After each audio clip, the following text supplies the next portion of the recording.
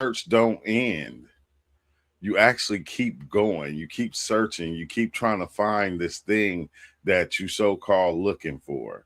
It's like it doesn't end. And like I guess I always said that to myself, like, is this something that, okay, like even with psychedelics, as much as I love psychedelics, I always ask the question, like, is this something that I'm gonna have to do for like the rest of my life? Like, am I gonna have to continue this search for the rest of my life? Am I gonna have to search for this thing forever? Forever? Like, is it gonna ever be an end to me going on this search and trying to find out these things? And it's like, dang, bro, if I got to do it for the rest of my life, I don't know about that, because that's a commitment. That's a commitment. That means, you kind of pushing everything else out the way to search for this thing that your mind is telling you it's something real. It's something that you have to do, and then you get on that search, and then it's like you become that thing almost. It's like the weirdest thing. But let's go on and just dive into the video, and then after that, we'll, like, you see how much I watched. I watched 2 minutes and 47 seconds of the video. I didn't even watch the whole thing. You know how I be. I think I'll be wanting to more when I see these videos or I see these things. I'll be wanting to do it together. Like, let's do it together. Like, instead of me watching it and then coming back and then, no, let's watch it together and then talk about it together. And, we all can like put our 2 cents into whatever this thing is. I think I like it better like that. But on that note, let me share this. So, because I always want everybody to know that this isn't like when I'm doing the lives, still ain't been able to get in the Discord. That's why I'm using StreamYard, which I think I'm gonna go on and start a subscription for and start paying for, because it's easier for people to come in. It's easier for people to just jump in, and I'm gonna always share the live, like share the StreamYard. So if you trying to come in, you talking about your experiences, or we talking about something, you can easily come in, and then the conversation can go as far as we need it or want it to go. It's just better, when we all like doing this as a group or whatever, however we want to say it. So let's get into the video and see what it's talking about. Recognize its absence. Wait, hold on. I messed up already. Let me not do that, because they be trying to flag me. So I gotta always be careful, because YouTube be on my top sometimes. It's like kind of weird, because when we even talking about these things, like one thing that I noticed is like when you talking about subjects like this, about us like even bettering ourselves in certain ways, like you get a lot of flack, bro. You just do.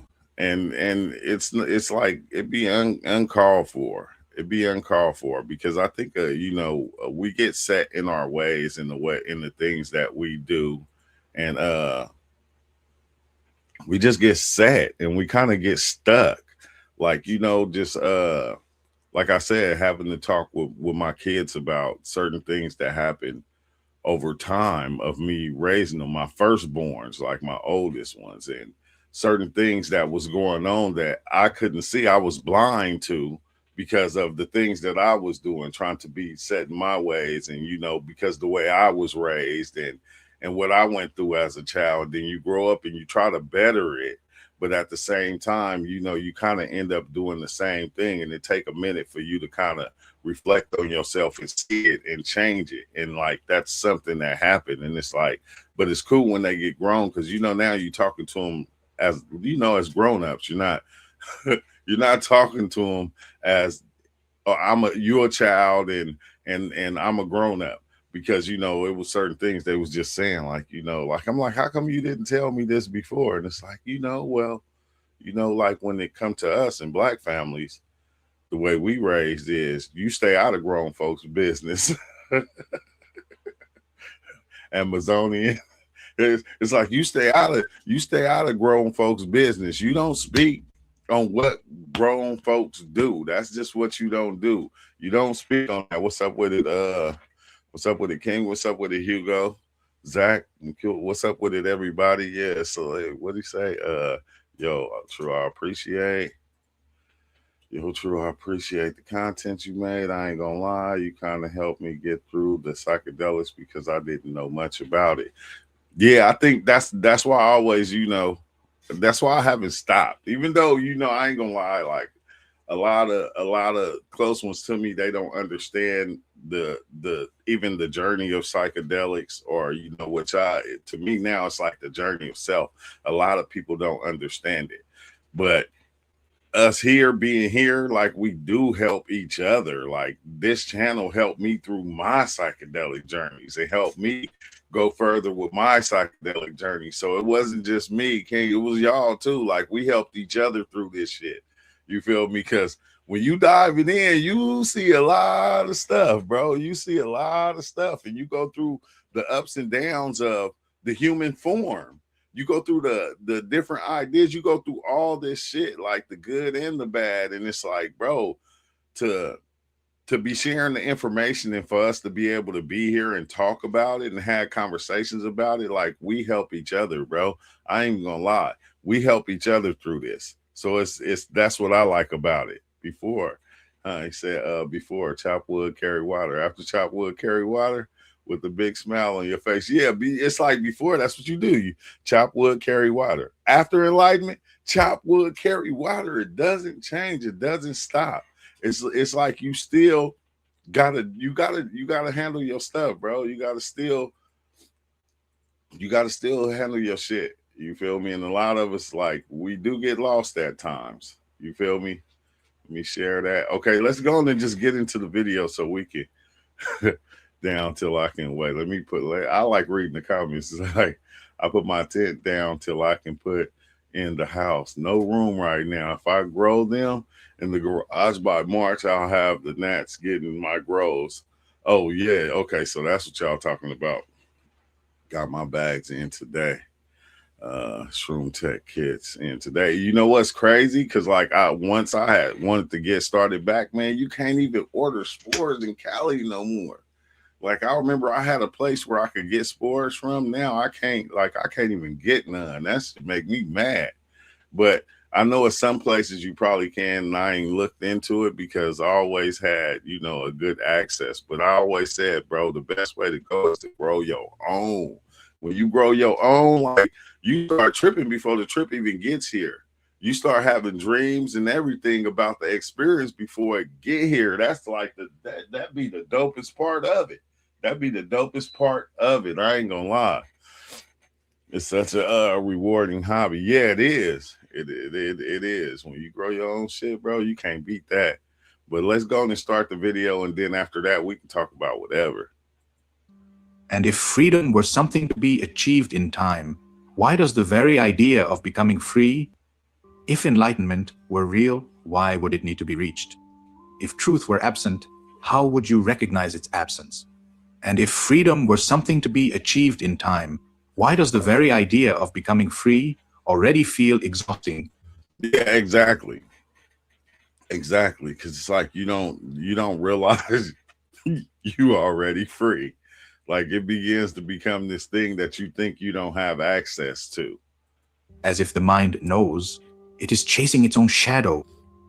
These are not philosophical puzzles. Nisargadatta Maharaj spoke to people who were tired, not tired of the world alone, but tired of seeking itself. Again and again, seekers came to him with sincere intensity, saying they wanted enlightenment, liberation, awakening. Maharaj did not mock this urge, but he also did not encourage it. He saw something most teachers politely ignore. The desire for enlightenment is not innocent. It is the most refined strategy of the ego to continue itself under a sacred name. It's wild because that's what this is what Wally be saying. It's like that thing is still on this search for, and the thing that it's wild because the thing that it's searching for is the thing that it's creating itself. Because it's almost like it's saying you have to reach this point. But it's like every time you reach this point, you want to go further. You kind of want to keep going deeper into this thing that you're creating. That's why I always say it's like the dragon chasing its tail. That is why Maharaj's words often felt unsettling. He was not interested in improving the seeker. He was interested in ending the seeker. Maharaj often pointed out that the very seriousness with which people chase enlightenment is itself a symptom of misunderstanding. When something is truly natural, it does not demand urgency. Breathing does not require ambition. Man. Seeing does not require discipline. Yet enlightenment is pursued with strain, effort, and spiritual anxiety. Maharaj said, "This strain is the clearest sign that the mind has turned truth into a personal project. The mind cannot imagine being without becoming, so it converts the most intimate reality into a distant goal." Man. A seeker once approached him with urgency and asked, "Maharaj, what must I do to become enlightened?" Maharaj did not answer immediately with a method or a practice. He first exposed the hidden assumption in the question. He pointed out that the one asking already assumed she was unenlightened. Maharaj... Hey, that's crazy, because that's what I'd be saying. It's like we make it seem like there's somewhere we have to go. And it's like we're already here. All right. We're here right now. You feel me? The only thing that's going somewhere, or I feel like it's doing something, is the mind itself. That's it. insisted that this assumption itself was a problem. Enlightenment, he said, is not an event that happens to a person. It is not an experience added to consciousness. It is the collapse of the false idea that you are a person who lacks something essential. When you seek enlightenment, you strengthen the belief that you are incomplete, and that belief becomes the very chain you call the spiritual path. Yeah, exactly. Because you feel like it's weird, because that's what we feel like all the time. We do feel like we're incomplete. Like, like we need more. Like, I can be more. I can do more. And like, where's that coming from? Like, because that's what everything always tell us. Like, almost like you're not good enough. So you got to be better at this. You got to be better at that. You feel me? You have to be a better person. You have to, and it's like, it's not, it's not even something you got to try, bro. It's like almost something that you just do. You just do it. Maharaj often said that whatever you seek, you take yourself to be separate from. Yeah. When you seek peace, you assume you are disturbed. When you seek freedom, you assume you are bound. And when you seek enlightenment, you assume you are in darkness. This assumption is never questioned. It is silently accepted as truth. Yeah. That is why seeking feels noble, yet never ends. The mind moves from one teaching to another, from one experience to the next, always postponing completion. Maharaj was ruthless about this. He said that the mind loves becoming, because becoming guarantees continuity. Being, on the other hand, offers nothing to the mind. It offers no future. Maharaj explained that the promise of enlightenment gives the mind something it desperately wants: time. As long as enlightenment is in the future, the present can be avoided. Exactly. Nobody wants here right now. And but you know what's crazy though, Paclolo, is like, bro, when you yeah, you're gonna have to come in the chat too. I shared the chat for y'all to come in, like, because after the video, after this goes off, we can just chop it up. But what's up with it, bro? I'm glad you popped in. But it seems like it is nonstop. Like you constantly battling yourself. But I'm gonna tell you, bro, it's hard to give people that and let them know that the badness that they're creating outside of their self is the badness that they're seeing in their self, because this shit is a reflection of them. It's like we have to put the blame somewhere else. We don't never want to blame ourselves, even when somebody else out there is acting a certain way. Like we never want, like it's hard for us just to take the blame for ourselves and put the blame on ourselves and say it's us that's doing it. Like that's the hardest thing for people to even accept and see. Like that's the crazy part, because this is something I've been trying to tell a few people that's close to me, and they still go, no, well, this person did this, and it's like, okay, I understand it. but at the same time, it's how you react to the thing that's going on. Because you can have a bad reaction or you can have a good reaction. You feel me? And The it's like mind a can lot of say, people do it not the yet, other way. They like and want to remain fuck shit up. comfortably unfinished. Practices, paths, and progress all serve this postponement. Maharaj was clear that this is not spiritual growth, it is spiritual delay. Truth does not evolve. What evolves is only the story of the one who thinks he is approaching it. The seeker objected, but Maharaj, surely enlightenment, must mean some final realization, some permanent clarity. Are you saying there is nothing to attain at all? Maharaj answered with precision. He said, clarity does not belong to the person. It belongs to the absence of the person. The Yeah. mind imagines enlightenment as a state it will possess, but Maharaj insisted that enlightenment is the end of possession itself. As long as there is someone waiting to arrive, enlightenment is turned into a future, and truth cannot exist in the future. Truth is not later. Truth is now, or it is not truth. Maharaj often reminded seekers that all experiences come and go, including the most exalted spiritual experiences. They all come and go. This is a good question right here. It's interesting though, because why do those Zen monks go so hard for it? Yeah, they will spend their whole life meditating in order to reach this thing. You feel me? But you got to understand, this is what this that's something that they were taught and seen other people practice their whole life. So once they came into it, this is what they had felt like they had to do. And then I had to be a better monk than you was. So I had to make sure that I had to do these same things that we're all doing in order so I can be this thing that I'm trying to be, this monk. You feel me? Because like you notice this, right? Think about it, bro. Like this, think about this, right? With every idea of being, there's something that comes with it. Like say, even if you wanted to be in a gang and you want to be a gang member, what would you be? You will try to be the best gang member ever. You feel me? Every position that or idea that the body comes into playing, that the mind takes the body into playing, it tries to be the best of that thing. So that's what they would do. They would like it doesn't matter. Like if like me being a bus driver, I jump on the bus, I try to be the best one. You feel me? I try to be the best at the job. I try to be the best father. I try to each one of these positions that we play, we try to become the best at it. It didn't matter what it was. It didn't matter whether you was making music, whether you was making videos, whatever you was doing. You tried that becoming that thing. Once you said you was it, you tried to be the best at it. You didn't hold back from that thing because you got to understand you're not it. You're not it. You're not it. But once you say you're it, you become it. Now you take on the position of being a monk. So what do? You do everything that the monks do. I was just watching a video about this Christian dude. It was the monks, they were walking, right? And it was somebody sent it to me. I think Ozo did.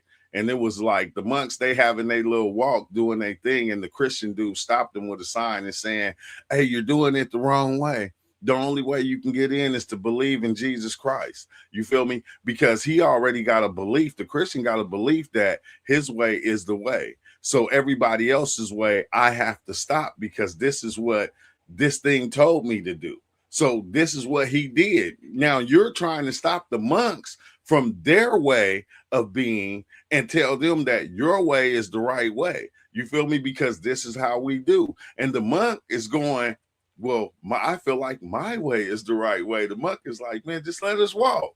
You feel me? And it's like when you look at it from each one's perspective, both of them are right. You feel me? Monk is right for doing what he did, and the Christian is right for doing what he doing because that's what he was taught to do. Now, that's the wild part. It's like we want to look at everybody as being wrong for what they're doing. You feel me? But really, when you think about it, nobody is really wrong because this thing is not as real as we think it is. Everybody is playing the position they desired position to play. Once they say they are this thing and they're being that thing, that's just what they're being. You already know the story behind it. You know the story behind the month. You know the story behind the Christian. You know the story behind the Muslim. You know the story behind the gangbanger. You know the story behind the robber. We know the stories. So when somebody is being that story, the best thing we can do is just accept it and watch them be that story because we already know the story. You feel me? And we try to see if it's real. Are you really, being the story or being the idea? And it's like, bam, it sounds like another, yeah. Visions fade, Sound instead bliss of just being, dissolves, silence sounds like breaks. another If position of enlightenment were ego. an Yeah, experience, ego it would play also every pass. position. That is why he refused to I define am it who I am. positively. Instead, he kept pointing to what enlightenment is not. It is not a happening. It is not a transformation of the body or the mind.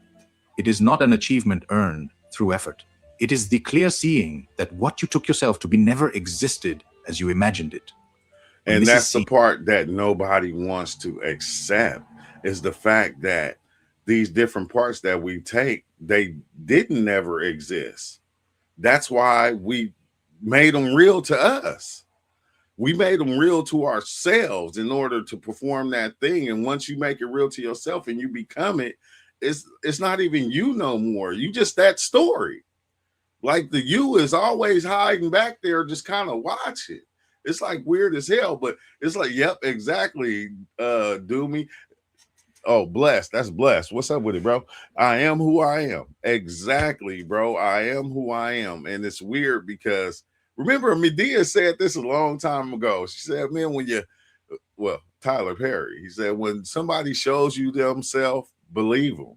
You feel me? And a lot of these people, you got to accept it because that's who they are.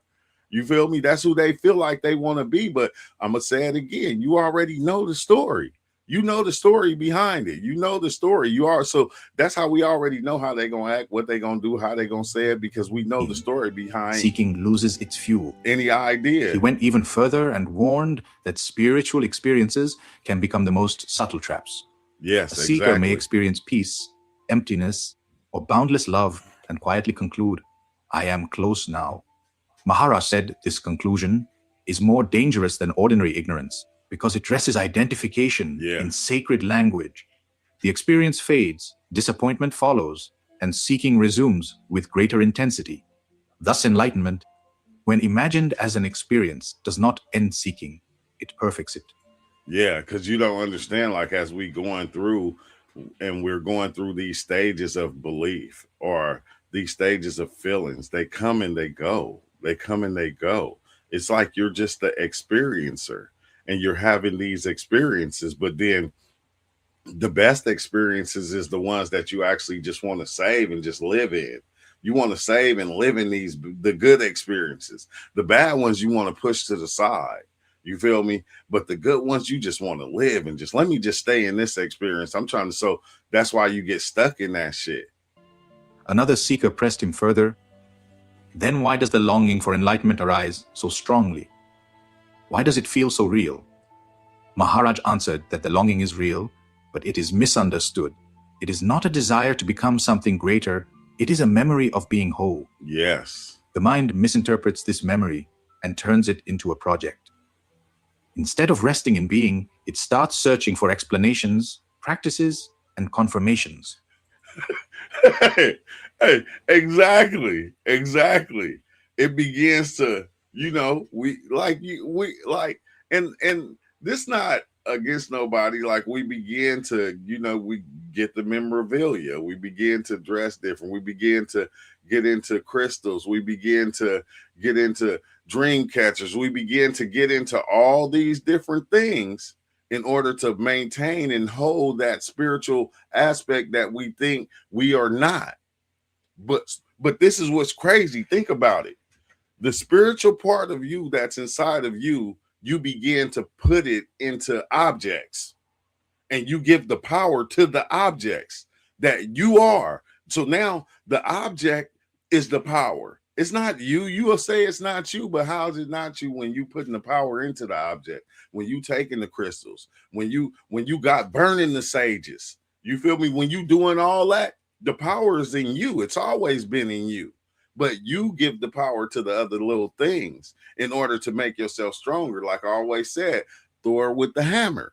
Thor giving the hammer, and he told him like what you think you need the hammer to for the power you got? You the Lord? Are you the Lord of Thunder? Or are you the Lord of Hammer? Like which one are you? No, the power is within you. The hammer is just there in order to help you guide your power and let you see your power yourself, but you didn't even know. You feel me? You still trying to think that the hammer is giving you all the power when it's already inside you. Bruce Leroy, I have the Maharaj glove. said that this is like Yeah, searching for the sun with a torch. The very light you use to search is proof that the sun is already present. Maharaj was uncompromising when he said that enlightenment keeps you seeking, precisely because it is imagined as an object. yeah. The moment enlightenment is placed outside you, even as a subtle That's state, what I just the said. seeker is born. And once the seeker is born, time is born with it.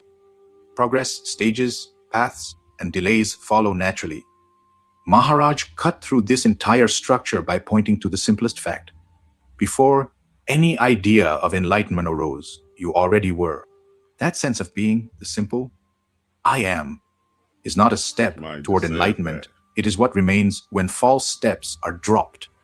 The seeker then asked a final question, almost in despair. If I stop seeking, will I not become stagnant or lost? Maharaj replied that seeking is not movement toward truth, it is movement away from it. Stopping is not stagnation. Stopping is honesty. When seeking ends, what remains is not confusion, but clarity without effort.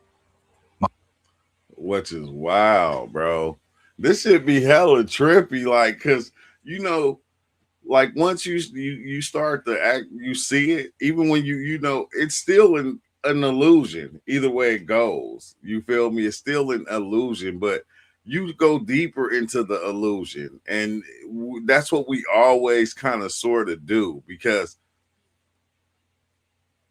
that's when you get into the chosen ones and all these different things. You like we begin to think that we are the chosen ones, but everybody is the same entity. Like nobody is separate from anybody, but we'll make it into that. Like just think, and we'll constantly create this thing and take it further and further and further and further away from the authentic self of what we truly are, which is the wild thing. But yeah, I'm gonna stop that video right there. That's I'm just that was just a way to start to get us to kick us off into whatever we gonna be talking about. But I just posted the StreamYard, so like any like people be new to the channel, like when I open it up, it's for everybody. You feel me? You don't have to pay to come in and talk. You don't have to do none of that. Just you can just pop in whenever. That's the way I do it. That's the way we're gonna continue to do it. That's the way I'm gonna continue to do it until the until this shit stop. Okay. Everyone that was the greatest will soon be forgotten. Hey, ain't that and that's the wild part, right? It's like everybody search for this greatness, and then when they become the greatest, they time come and go. Everybody time just comes and it goes, and we still try to hold on to it. You feel me? That's why, like with sports, we create records and we go, okay, well, this person scored this much. But like me and my son was having this talk about like Wilt Chamberlain. He scored 100 points and whoop de whoop. But if you go back and you actually watch Wilt Chamberlain games, you'll go, I don't think he could compete today. You feel me? The game then came so much further. You feel me? I don't think he'll be able to hang. If he had the game that he had back then put into the game today, it wouldn't be the same. I don't even understand that now, how we compare players about this player being better than that player, because each player has their own repertoire. They have their own thing. So it's like, but we'll compare them and make one player better than the other, but all of them is still different. So it's like, you feel me? I don't even look at that shit the same no more, which is wild as shit. Nah, hell no, I ain't tripping right now. He said, are you tripping right now? Nah, I couldn't usually this will be my days to dive in, but like I said, my girl was sick, so like I've been like watching in on her, helping take care of her and the kids and everything. So I ain't doing no diving. When stuff happens, I can't dive all the time, but I sure be ready to. Don't get me wrong. Yeah, but the NBA players and rulers are weaker. Remember the NBA fights in the 80s, just like football. Oh yeah, hey, that's what I was saying too.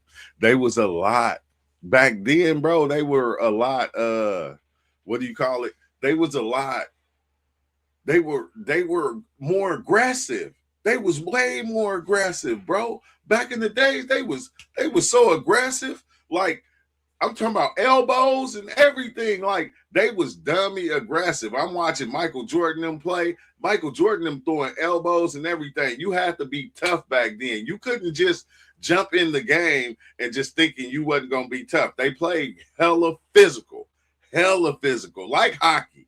It was just like that. It was just like that. I'm like showing my son the old highlights. We watching the new highlights. We watching the old highlights. Now, bro, you can't push nobody. You can't battle like they did back in the days. Like it's impossible. You can't do it.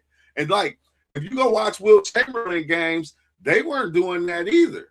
You feel me? Yeah, boxing too. Then look, UFC. Remember back in the days, like when UFC first started, bro, they put you in there. They didn't care what size the person was when they put you in the field.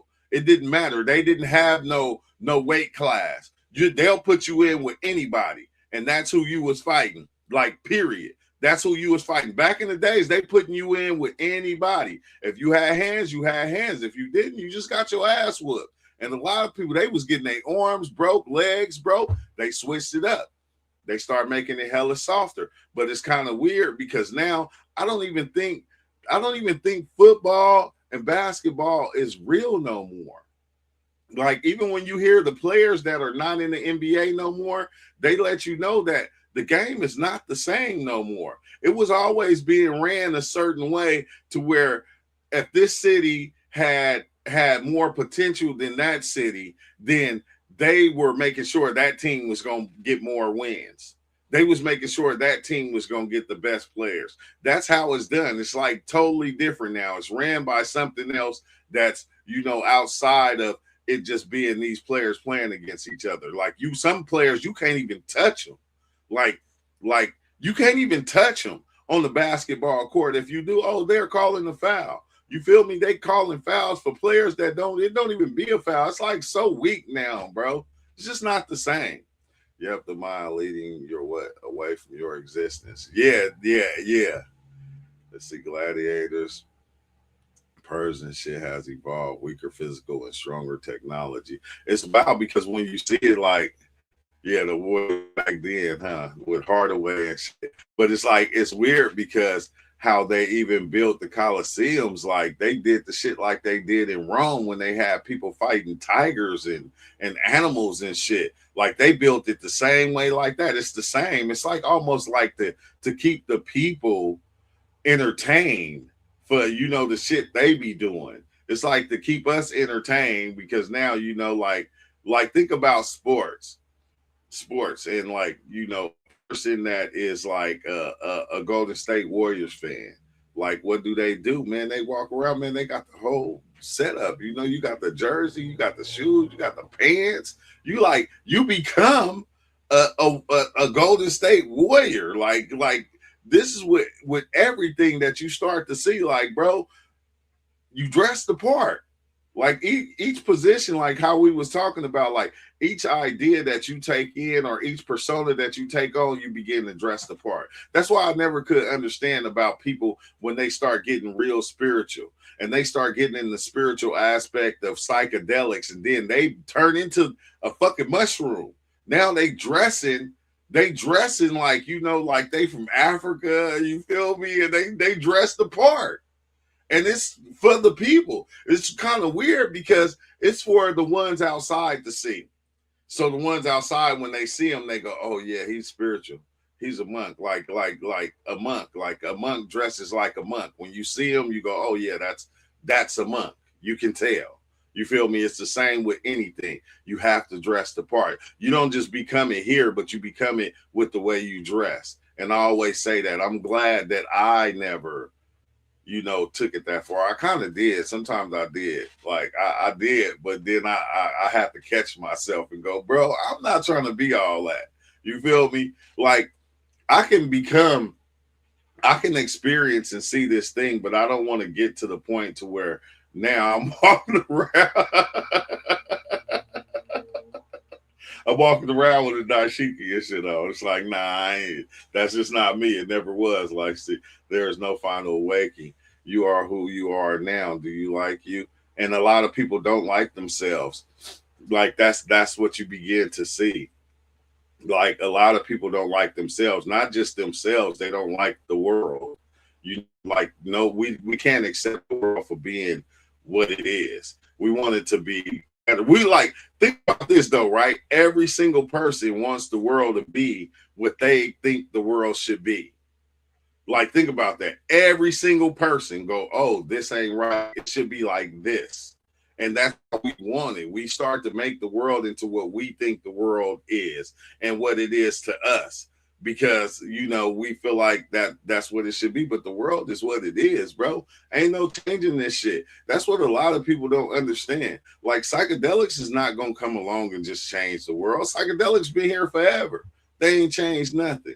All it did was make the rulers that rule more powerful, because back then when people were even diving in and taking these things there, it was they were doing it and then they were giving people information that they think they should have in order just to rule over them, to stay above them and put themselves above them. You feel me? Because like, I ain't gonna lie, once you actually see what life is, it's like a lot of people will take advantage of that. And they'll want to rule. They want to be in control. Like, I know more than you. Now that I know more than you because I have this information, now I can treat you lesser than me. I can be better than you because you're going to listen to me and you're going to follow me type shit. And it's like almost like all these things was always used as a weapon. You feel me? Like like we always use them as weapons in order to control everything or control other people. Like we never really used it to try to fix anything or make anything better. Like even the ones that get into it and they learn and like they do the same thing. Like at first it starts off like, okay, I'm teaching everybody, but then after a while it gets into that you don't know shit, I know everything type game. And we all like we start to play it. Cause like I remember even diving in as much as I did and start getting to that feeling. Like, oh, I know all these things. And it's like, none of us know shit. We don't know shit. We only follow the direction our mind takes us into. Our mind gonna always, even your mind gonna always make you right. That's just what it does. It's gonna make you right, and it's gonna make you see the things that you want to see that you think are right. And what's is wild because it's almost like you got the canvas. You feel me? At first, I used to think everybody had the same canvas, but now I'm going, everybody don't got the same canvas. The canvases are different. That's why once you get your canvas, you can have a Christian canvas, you can have a different religious canvas than mine. So your painting is going to go on the ideas and beliefs that you was raised on. So if you got the like that background, that's what your painting is going to be as you're painting your canvas of life. It's going to be based on that right there, the canvas that you got when in the beginning. You feel me? That you learned and you took. It's going to be that, bro. And then you run with that until you feel me? You find out you can get a different canvas. Like I didn't know. Like once I got a different canvas, it was like, oh shit, now I can paint a different picture. Like I was painting the same picture as everybody else that was Christian because I had the Christian background. So that's the only thing that I was, and every time it didn't matter whether I was out doing something wrong or doing something good, I always came back to the Christianity part of life, which is weird because that's what I was seeing with a lot of the older people that, back in the days when they were doing LSD and all that. Once they came back around and they gave up LSD, they just turned full Christian. You feel me? Which I don't see nothing wrong with it, but they just got to the point to where it's like, man, I might as well choose something that's already there that I can. It's easier just to believe this and run with this because the underlying belief is all the same, really. It's the same God. It's just clothed a different way. So it's like, why not? You feel me? But me, I'm like, I ain't going backwards to say, let's see, God dressing as a girl. It's weird though.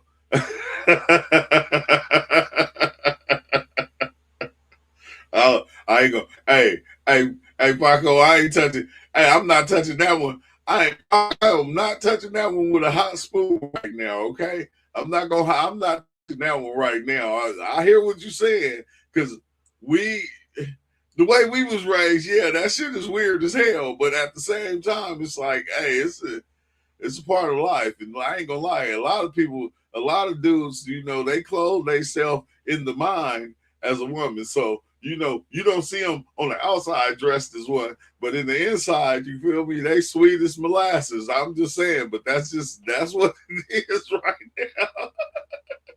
now. Let's see, unbalanced. See, unbalanced got them like that. And you know what's crazy, right? Because I don't know. I don't know if it would be an unbalance because you bet like you're the balancer, right? If you're the one that's balancing life, then you only can balance it off the things off the things that you have, the things that was given to you. You feel me? I don't like I believe in that too. Like, like it took a like you had to balance things. But at the same time, it's like you go through all these different feelings over and over, all through through life. You go through the ups and downs of the feelings of feeling bad. You feel me? Feeling good. You go back and forth all day. So it's like I don't even know if it's a balance. It's like you on a teeter totter and you just like going up and down. It's almost like I always say, I always look at it like this. It's like you're playing tennis and you on both sides of the court hitting the ball back and forth. You feel me? Like sometimes you hit it harder on that side, sometimes you hit it softer. You feel me? But you on the tennis court, you playing you by yourself. You on both sides of the fucking tennis court and you hitting the ball back and forth to yourself, to yourself. Going, you feel me? How can you balance that? How can you balance that? Like, what if that was another illusion in itself? So now you're trying to create this balance. You feel me? Going, oh, okay, I gotta balance the yin with the yang, but it's already balanced. You don't see it. It's already balanced. The balance is already there. Like when you really think about it, you're already balanced. You already that. So all the ideas that we begin to create, we begin to play into the ideas. And now you have to be that idea. Now just think about it. Now you're trying to create something that you already are. Let's say you're already balanced, and now you're saying, okay, it's unbalanced. I gotta balance myself. That's another fight. That's another thing. That's another fight. It's almost the same. I gotta awaken myself. Like it wouldn't be, it's no different.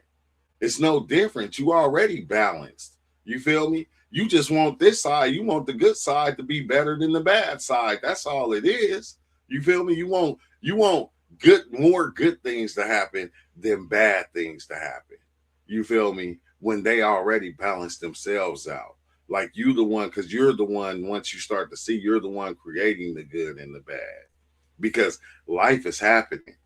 Life is not sitting on the scale, tipping itself, going, hey, okay, I'm gonna do something good, I'm gonna do something bad. No, life is just doing everything at one time. And then you coming in with your measurements. We coming in with our measurements and we going, oh shit, I don't like that. That's bad. Oh, I like that. That's good. We coming in and we measuring the shit. We coming in with the measuring tape and creating this thing. The idea that it has to be that, but it really don't, because it's being everything at one time. Life is being everything at one time. Period. Period. And all we are doing is watching it. What's up with it? What's up with it, Marsh? But like we come in and then we start to put our ideas on the thing. And I think that's where we kind of fuck up at, instead of just being. It's hard to just be because we're always measuring and judging. We measuring each step we take. We measuring how far it takes to jump across that. We measuring how much how like we measuring what it takes to even get in the car. You know, we always measure in life in so many different ways. You feel me? So I don't know. I don't like even the balance thing now is like out of line to me because whenever you start to put these things on it now, it's something that you have to do. It's work that you have to put in. It's work that you have to put in. Which is wild as shit when you think about it like that. Because even awakening, now it's work you feel like you have to put in. And what happens if you don't balance yourself right? Now you feel like you feel unbalanced. You feel incorrect. You feel like you didn't do it, like you feel bad about yourself. Like if you don't reach that awakening that you feel like you got to reach, now you feel bad about yourself.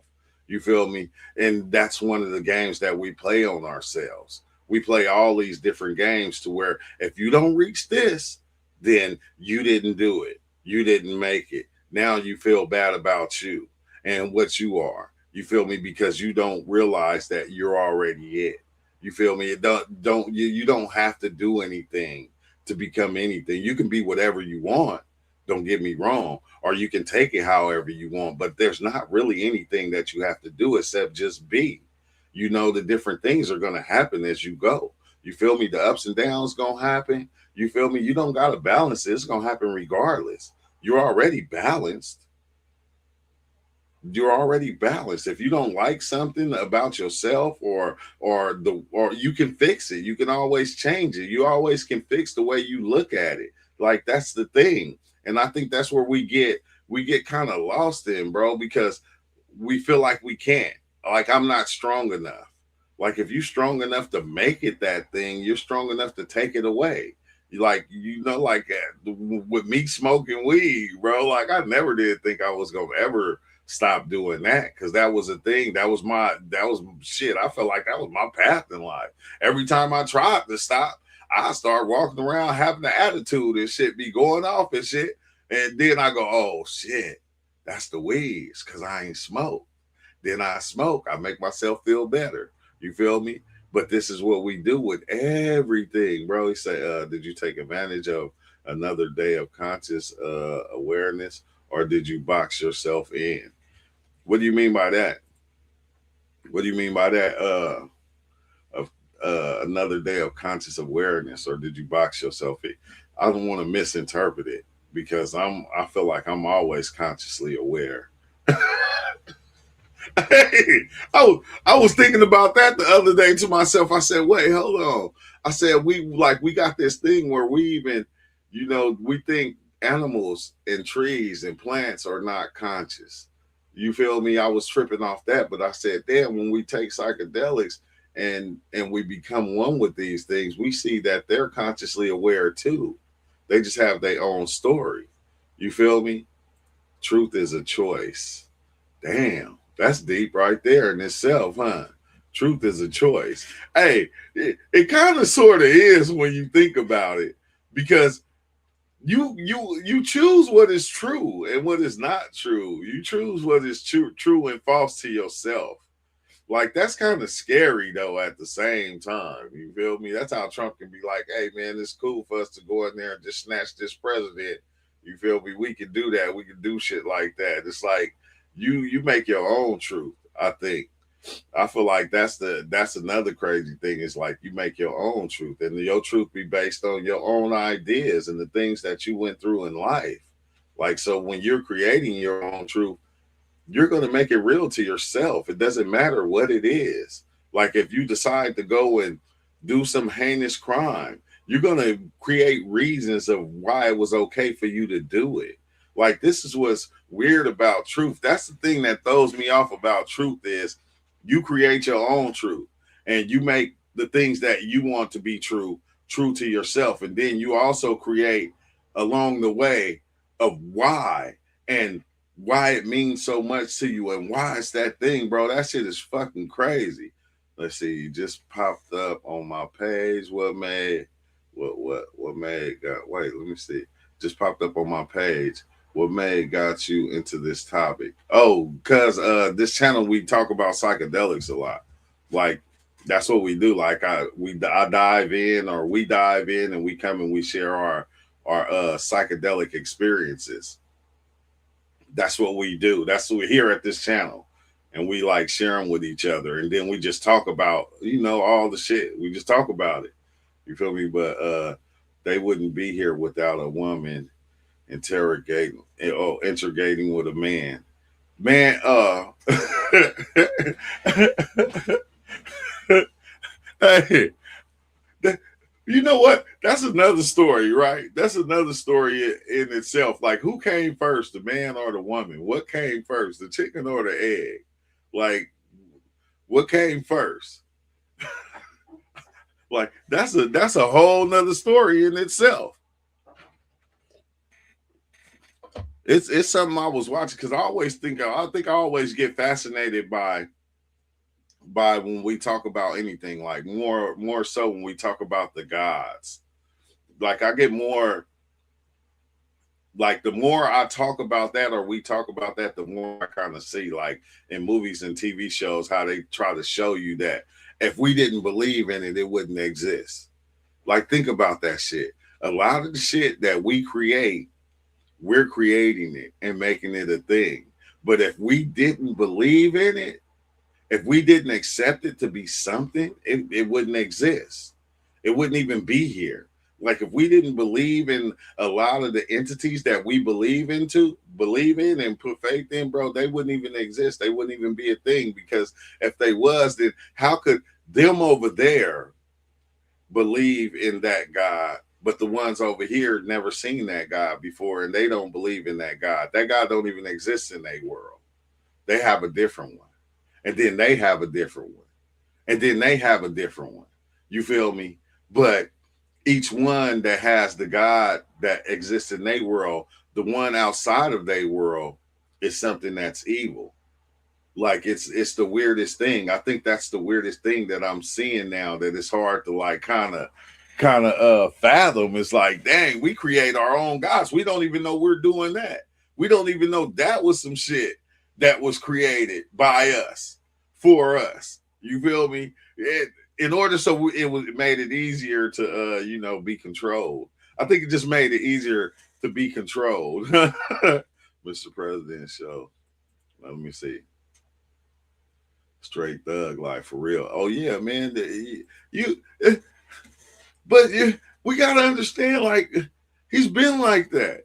He's been like that, bro. I think President Trump, he's been like that. When I went back, like one thing that I did, I went back and I said, dang, because everybody always talking about that he was he used to do all these fucking what is it called? He used to have those beauty pageants and all that. And I have to go back. They still got a lot of the females that was in his beauty pageants on YouTube, like from like 15 years ago, 11 years ago. And you can go back and watch the videos and see them talking about certain shit. And it's like, dang, how come people ain't going back? It's still on YouTube. You go back and you can look at it. But yeah, Trump always been thug life, bro. But that's the shit we like. People don't want to say that, but that's the shit that we like. You feel me? Even women like thug ass niggas. They love thug shit. They don't want no soft ass man. You feel me? They like motherfuckers to be hella rough. Like, period. It's been like that forever. It's been like that forever, bro. That shit is not ever gonna change. It's never gonna change. I don't think it's ever gonna change. It's gonna always be like that. Unless everybody gonna wake up and everybody gonna be soft one day. And I doubt that. It's gonna always be wars. It's gonna always be fighting. Every country that's here today, 1,000 years from now, they probably don't even exist no more. You feel me? They here for right now. It's like each time had its own presence of what was at the time. Like if you go back, like I always say this, like when you go back and you watch Neville Goddard and you listen to everything Neville Goddard say, and then you go and you look at people in Neville Goddard's time, they spoke the same way. And each time, every person spoke the same way. They didn't speak outside of what was going on at that time. like even with their spiritual beliefs or anything, they spoke that way. It's like we just to where now we got all that back then. What's up, Master Creator? Good looking out. Let's see, I missed it. What were you saying? What is a final awakening? Awakening? Can you repeat it? No, I was no, we was going into there is no final awakening. That's basically what we were saying. What's up with it, awoken one? There is no final awakening. That is like it's not a thing, but that's a thing that the mind actually creates and puts on you. And it's a thing like once you start searching for awakening, it becomes a life quest.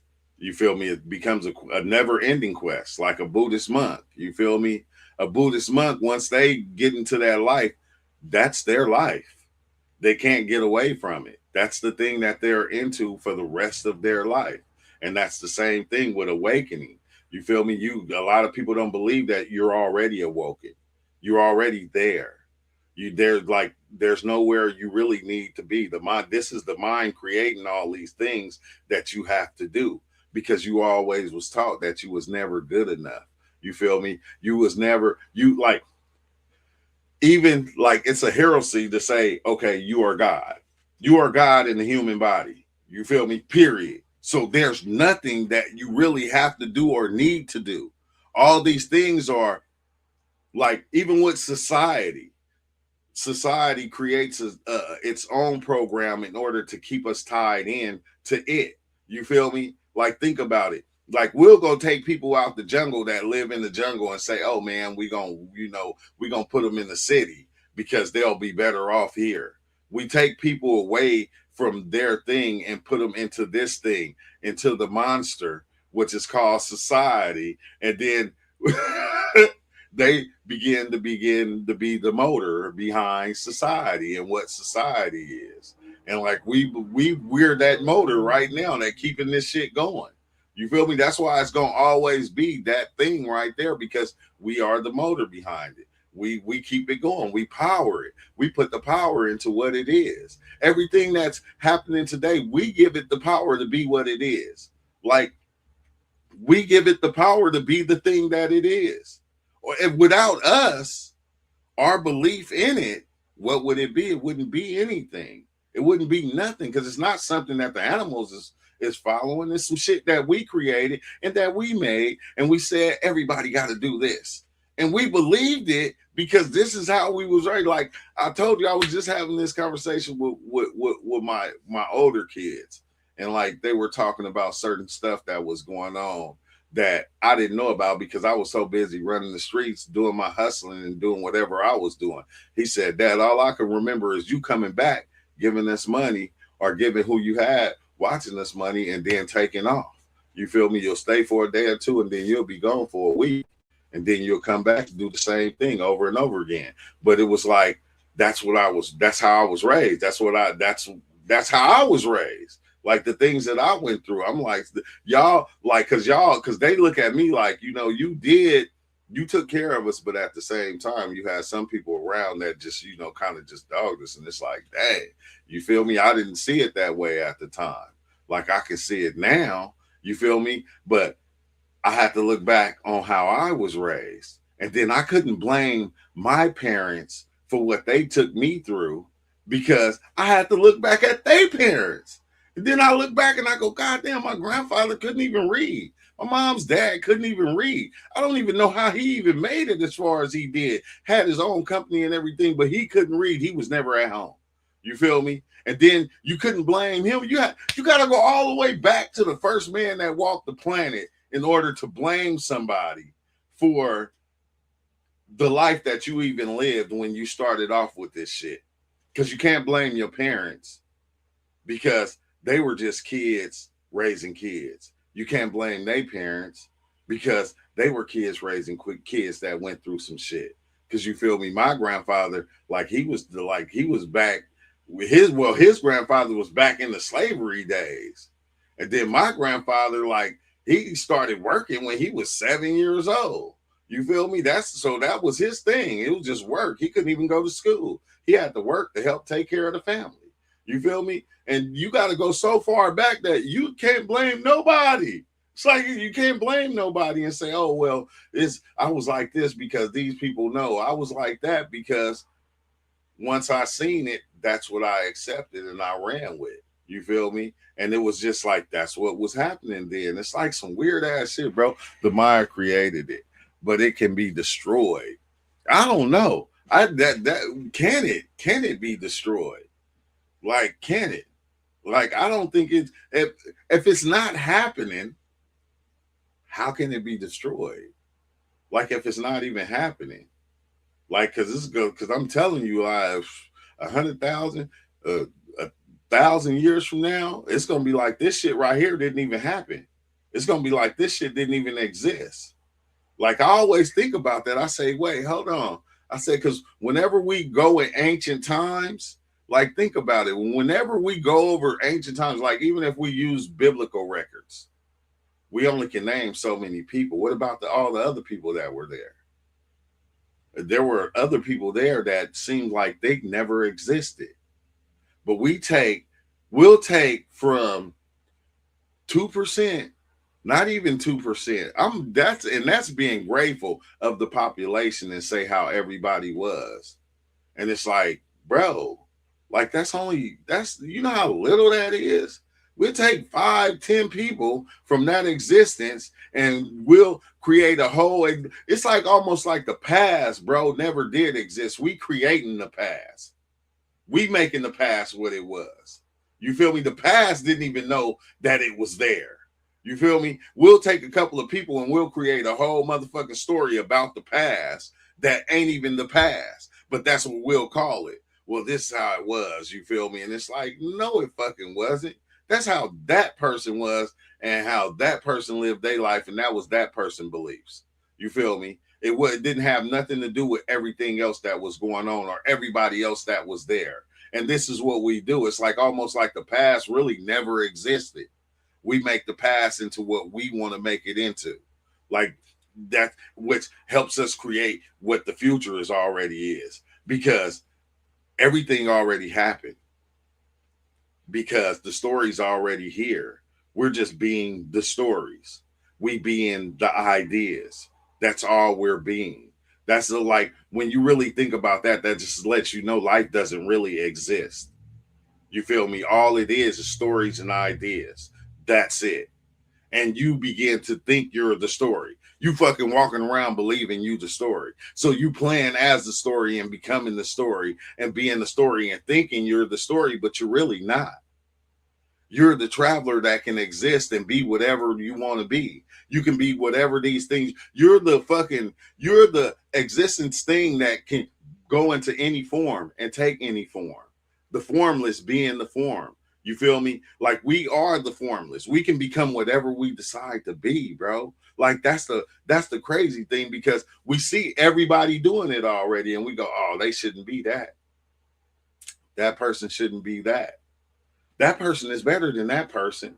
You feel me? Everybody's the same form, but we taking different forms. We're taking every form, and we can become these forms. But once we begin, and we start to act like we are the story, and the story is itself. The story already played. Like we know the ending. We've been seeing the ending of every story. We know the ending. We know each story comes to an end, but we try to live the story out as long as we can and we try to make it the story after story after story after story, bro. It's like almost like it's like the weirdest thing now to me. But I do the same thing. I play the stories too. You feel me? I guess we might as well. You feel me? Like shit, the building blocks is already here. They already here. They been here, and we just accept it and we be it. Like, but one thing that I can't understand is, right?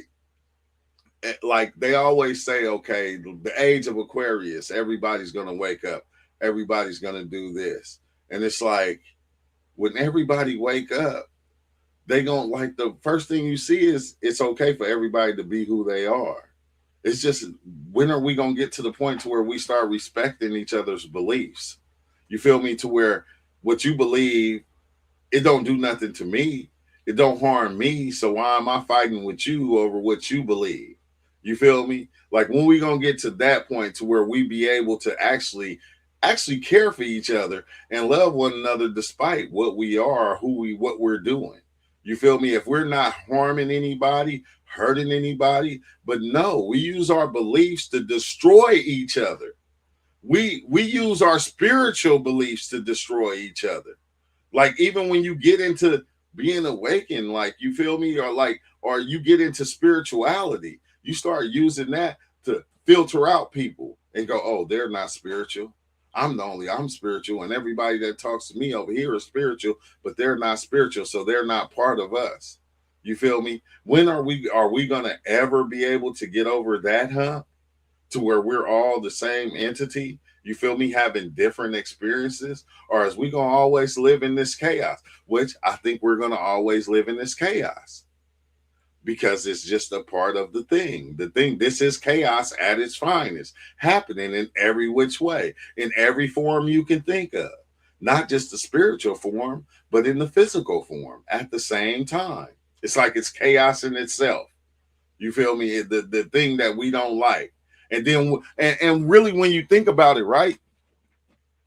Like, we ain't never gonna stop warring. The day we stop warring is the day fucking lions gonna stop eating antelopes alive. Okay, like it's the day ants gonna stop running in the colonies, killing whole colonies of other ants and eating them. The day trees gonna stop warring with each other. Fucking, you gotta understand. Fucking weeds gonna have to stop destroying grass. You feel me? Locusts gonna have to stop coming and destroying crops. You feel like this is chaos at its finest, and it's happening every which way. But we put ourselves, if you think about it, we put ourselves in our own denomination of what life is, and we make ourselves better than everything else. We say, oh, the human form is the best form, when it's not. The human form is the form of everything already. Let's see about chemistry, bro. Look, man, I'm gonna post this again, all right? Because y'all gonna get the ask it. What about chemistry? Let's go. I know a little bit. I don't know everything. I don't know everything, but like I said, the chat is always open for you to pop in and we can talk about it. Because I'm gonna tell you, I like when people come in that, because I don't know shit. You feel me? I don't know anything. I just talk about how I look at shit. You feel me? If you know about chemistry, come in and talk about it. Shit. You know about something, come in and talk about it. Like we always, this shit is open for anybody to come in. It's always open for that. We live in the world we created in our minds instead of the earth. That's true. What you mean, or what about organic chemistry? What you getting at?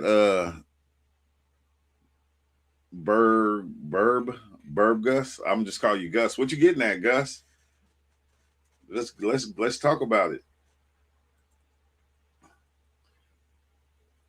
Yeah, we do. That's where we actually live at, right there in the world we created in our minds. That's the thing I think we don't like to accept, bro. hey, hey, hey, Nigel, just let you know how crazy our minds is, bro. It lets you know. Wait, hold on. Let me see, because I don't organic chemistry.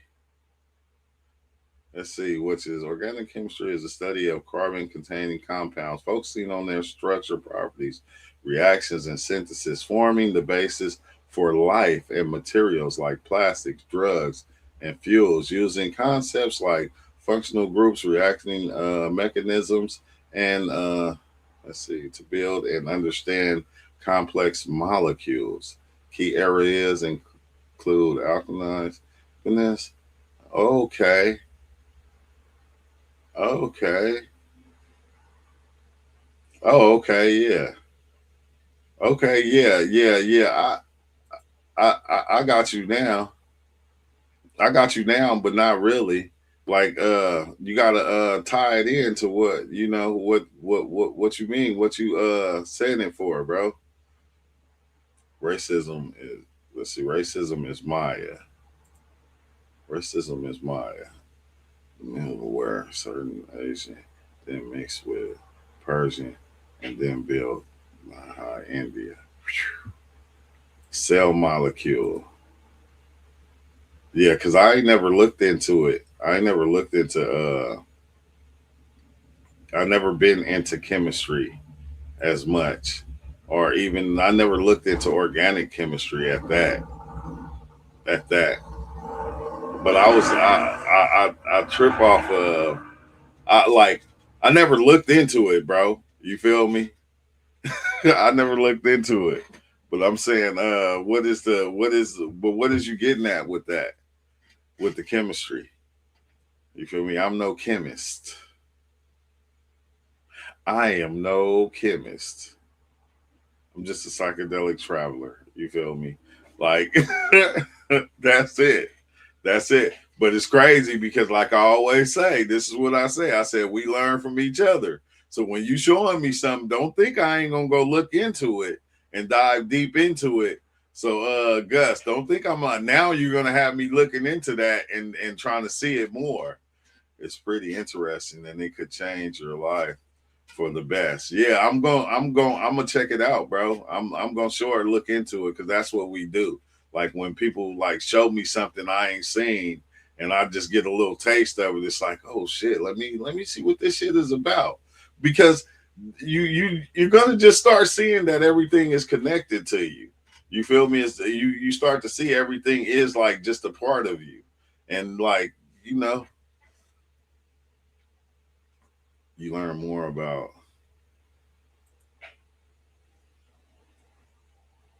what is that, Spix?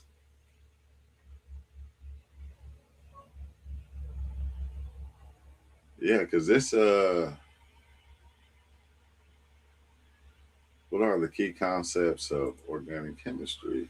So, around carbon, unique, boring, understanding the structure.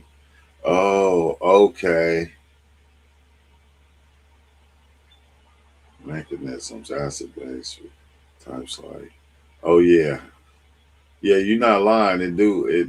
Yeah, that's gonna be an interesting journey. Psychedelics. Yeah, I never dang, he said, yeah, I was saying it was saying about the even the synthetic shit. Like, I ain't gonna lie, bro. When they be synthesizing that DMT into that 4-ACO, wait, that shit is next level. Movie Batman Begins. Yes, on all the population. Oh, damn. Oh, carbon beings. Okay. Yeah, I'm gonna dive into that. I'm gonna have to learn more about it because I never even heard of it. I ain't gonna I heard about chemistry, but I'm like organic chemistry. Like, wait, what the fuck? Like, you feel me? Like, I wasn't even getting into like when I was diving into psychedelics. Like, I looked at the chemistry of some of the things, but I certain people, like I said, when I seen Albert Hoffman, had dealt with the 4-ACO, that's it was like that was enough for me. I didn't even look at the genetic makeup of it. It was just like or even the chemistry of it. It was like, oh, Albert Hoffman. Oh, let me go on and try this thing. And that's what made me dive into that. But the even the like I never just looked into the chemistry of everything. Like I always like it didn't take for me to look in the chemistry of it to know that most of it was just alike. It was the same. You feel me? And I always questioned that. And then when I started looking at the chemistry, it was like, oh, just one little part right here that's different. I don't know what they call the little lines and shit. And it's like, oh, it's all the same. But then this one just got one little wiggly line that go this way and that way. And it's like, bro, this shit is the same almost. Like it's kind of weird. That's what made me start diving into like even the other psychedelics. And as people when I come on here and I was talking about DMT and people brought up mushrooms. And then I dove into mushrooms and they brought up LSD. And I'm like going, damn, like I like bringing up all the things I never tried. Ayahuasca. And huh? So you can what? No. Hold on, I'll get my other phone for you. There's two pretty good books I would recommend for learning chemistry. Oh, yeah, throw them in there so I can check it out. So I can check it out because I never got into the chemistry even behind the psychedelics. That's why when we was watching that other video and dude was talking about the ayahuasca, And then he was talking about, it having like, the same little shit as the shrooms, and how he was breaking it down. It do be interesting, but at the same time, I'll be like, I did, hey, in my mind, right? In my mind, before you even type this, hey, I was about to say this. I was like, man, maybe I need to look up chemistry for dummies. I was thinking it, and you gonna type the shit. You ain't shit for that. I was thinking it, and you gonna type it.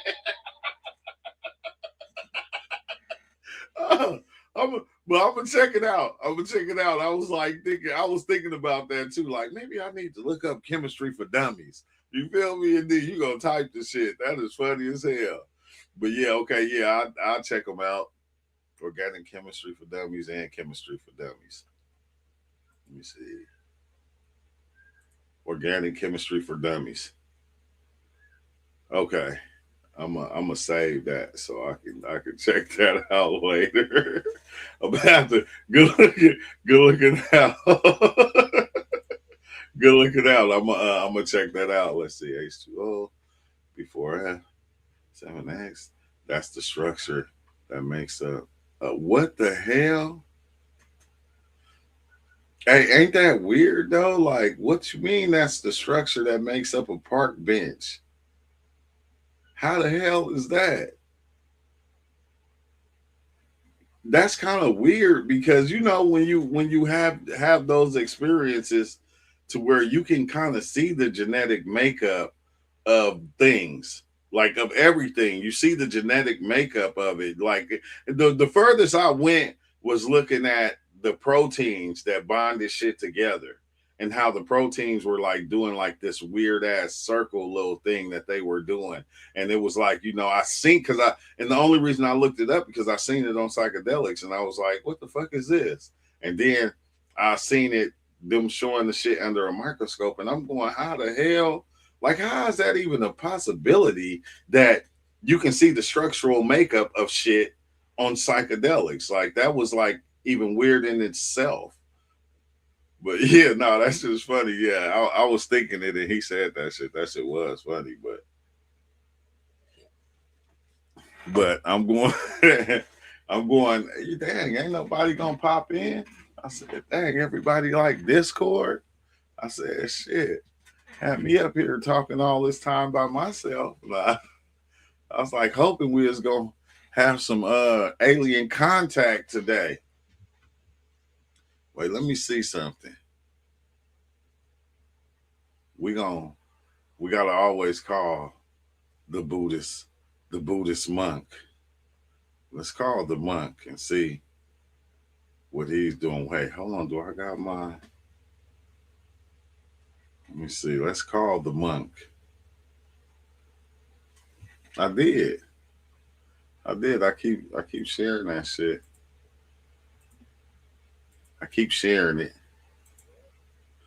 Oh, now you want to answer. What's up, Wally?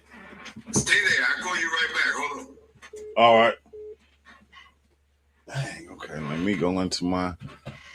I got to figure out how to use this audio mixer too. So, cause my son, they want my other one. Oh shit! Wait, hold on. Oh, okay, yeah. All right, yeah. I got the mixer, so I'm gonna plug in. Now we're gonna question Wally. Gonna question Wally on everything. It's calling Wally right back. He said he gonna call me back. Hold on, let me plug in and get ready.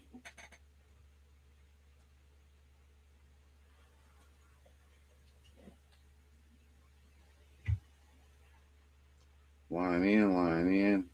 I'll take this one. We're gonna question Wally on a lot of shit. Piano key, what it do? We're gonna question him and see what he got to say. Okay, yeah, here we go. Oh, y'all can hear it. What's up with this one? What's up, Wally? Yo, is that you? Yes, it is. Hello? Can you hear me? Hooker. Dang. Can you hear me, Wally? Yeah, I can hear you. Wait, hold on. Let me see. Let me get this right. Then you come out in the big one. Oh, nope, it ain't that one. Can you hear me now, Wally? Nope, can't hear me there. Hello? Can you hear me? Yeah. Dang, how come you can't hear me through here, though? I don't know. Look, they got it. Whatever. Whatever's working, that's what you got going, bro. I'm going to see if something don't work, immediately forget it, bro. You at work? Hello. Hey, you at work, Wally? Yeah, I'm like the Ghostbusters. Yeah. Who you gonna call? It's not you. Hey, you gotta what's the name? You gotta come on the live and you gotta click the link so you can come into so you can come like the last time? Yeah. All right, I do that. So you guys are ready? Yeah, I'm already live right now. So Mr. Nobody's coming. So you're online, right? So I gotta go to YouTube though first. Yeah, go to YouTube. We on the live and the link is in the what's the name? I'll see you in a bit. All right. Dang, see, this supposed to work. When I connected to this, it's supposed to go straight through. Yeah, well, I guess we'll bring Wally in. Wally will come in and now watch. I'm gonna ask him the same stuff that we was talking about earlier about the awakening and all that stuff. Ask him and see what he has to say about it. And which is cool because it's like crazy, bro. We be having so many different people on this channel, and everybody, I guess a lot of y'all don't realize what you are or the type of information you have. It's like almost like you sitting at home with the information and you don't want to share the shit. Like I created this channel so we all can come together and we can share information with each other. I didn't create this channel to come in and act like I know everything. No, I created this channel so people like you that know the shit, that's sitting at home holding on to it with it in your back pocket, just sitting on it, you can come in and you can share it with us, and then we can explore the shit with you that you explore. Because like he's talking about the chemistry, the organic chemistry, like come in, talk about it, give us a rundown of it, break it down for us, so and make us like want to go, okay, so we can check it out too. Like that's what I made this shit for, so we can learn from each other. Like, not that I know everything, because I don't know shit. You feel me? I'm learning from y'all as y'all learning from me. It's almost like it's going back and forth. Like, just as simple as that. It's just going back and forth. We learning from each other. That's what I created this for. I didn't create it to go, okay, I know everything. Everybody listen to me. You feel me? No, nigga, I created this shit so I can learn from y'all and we can learn from each other. And I think that's the best part of it, because I don't got to sit up here and act like I know everything, because I fucking don't. You feel me? But it'd be cool when somebody that actually knows certain things come in and share that information with us, because then it's going to make us go look into it and see what that thing is. We are the same person. So if people ring in, they are calling themselves. Exactly. You just sit here talking to yourself. Exactly. But that's the best part of it. Because when you talk to yourself is going to listen. When you talk to yourself is going to listen 100%. You feel me? That's what yourself is here for, to listen to yourself. Yourself is here to listen to yourself and talk to yourself. You feel me? Which is a beautiful thing to even be able to do. So it's like, bring yourself in, like, you know, especially like you said, you talking about organic chemistry, man, come break that shit down. Like, I ain't gonna lie, I'll be liking to listen a lot of the times. Like, I like to listen more than I talk. I like to talk too, don't get me wrong. I like to talk because I can talk about my experiences all day. I got to be yapping, bro. Still just yapping. I got to. If I'm not, what the fuck am I doing, bro? I'm just sit here and let you just look at me and I'm not going to be saying nothing. Like, what the hell, bro? Stop it. Slow down. Slow your roll. Slow your roll, man. Yeah, man, you tapped into Yap Central. You feel me? If you don't like it, It's a gang of other places you can be, but you came here and said, I'm tuned in to Yap Central. You feel me? I'm tuned in to Yap Central. He just yapping away, but your dumb ass listening. Like, boy, gone. Hey, people be funny as hell, bro. We be funny. We be funny. But you get on stage, bro. You get on stage and, say whatever.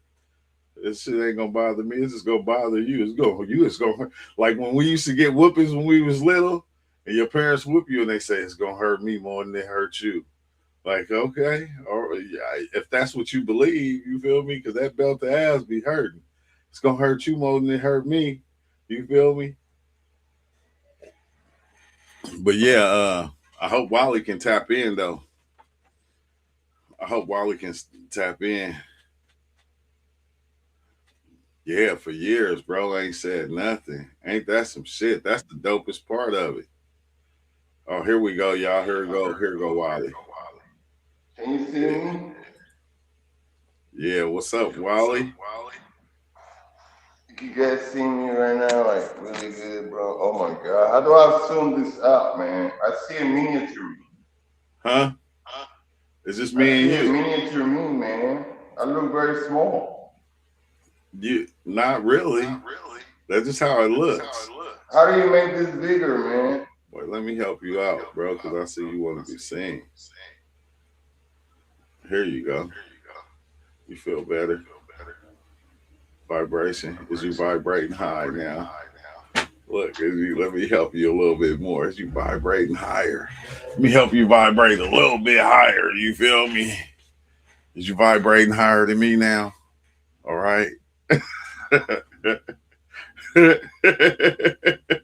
Yap Central, bro, for reals. Yap Central. I'm trying to help people vibrate. I'm helping him vibrate. You feel me? Because he know what he's talking about. Help him vibrate a little higher than what he is. Let me uplift you. You feel me? But Wally. Here I am again in a Okay, very yeah, here you small go. level. I This can't this even will see me, bro. yeah, we see you How can clearly. I make a bigger me here, like a more special one, No, bigger? you good. It I look know I didn't know this me is not satisfying. no, that's just how This it is look too on much, bro. that's how it I just look look me on it just look that like that on the they app. the ego don't like that. The personal ego here. He's fucking it's mad. Yeah, it just look like that on We the can't app. see nothing. How the But fuck you make this bigger, man? How can I easy. We see on the you whole ain't going thing? you on How the can I see where you are bigger? How can I? Maybe I could I just don't do it know with my because finger. you on the app on the phone. So man, you on the app on the phone, so it's gonna look like that just from the app. So Mr. Nobody. It's maybe So that, look, I was just like playing. I'm live right I now, turned young on buck. all-star difficulty, right? And I was Yeah. in my fifth key game. He started shooting with his off hand. Look, I got like I'm shooting like 35% right now. Yeah. The green bar is like this. Oh. Can't even make his shot. I told you. You ain't gonna be scoring all them 100 points. But I'm live right now. He's shooting with his right. He's a left-handed. Okay, I got you. I'll check it out when I'm done. He's shooting with his right here, left-handed. Like Wally, you don't have to worry about what you're seeing, okay? You don't gotta worry about what you're seeing. Like we can see you clearly. He trying to change the what's the name? Let me let him know. Like we don't like we see you clearly, bro. We see you clearly. Yeah, I'm trying to get back, bro. Oh, okay. All right. Trying to get back. Just click the link. It's asking for another me. You Mr. Nobody. Yeah, I know. I gotta be somebody now. So what you're gonna see in the show is somebody. So everything he says is an explanation. Okay. Yeah. So before the show begins, so everything Everything that I tried to explain here is insanity. I'm fucking crazy if you believe it. And then it's as crazy as your whole life. It's equal. Yeah, well, everybody said they see you full length, but I think it's just showing you like just a little perspective.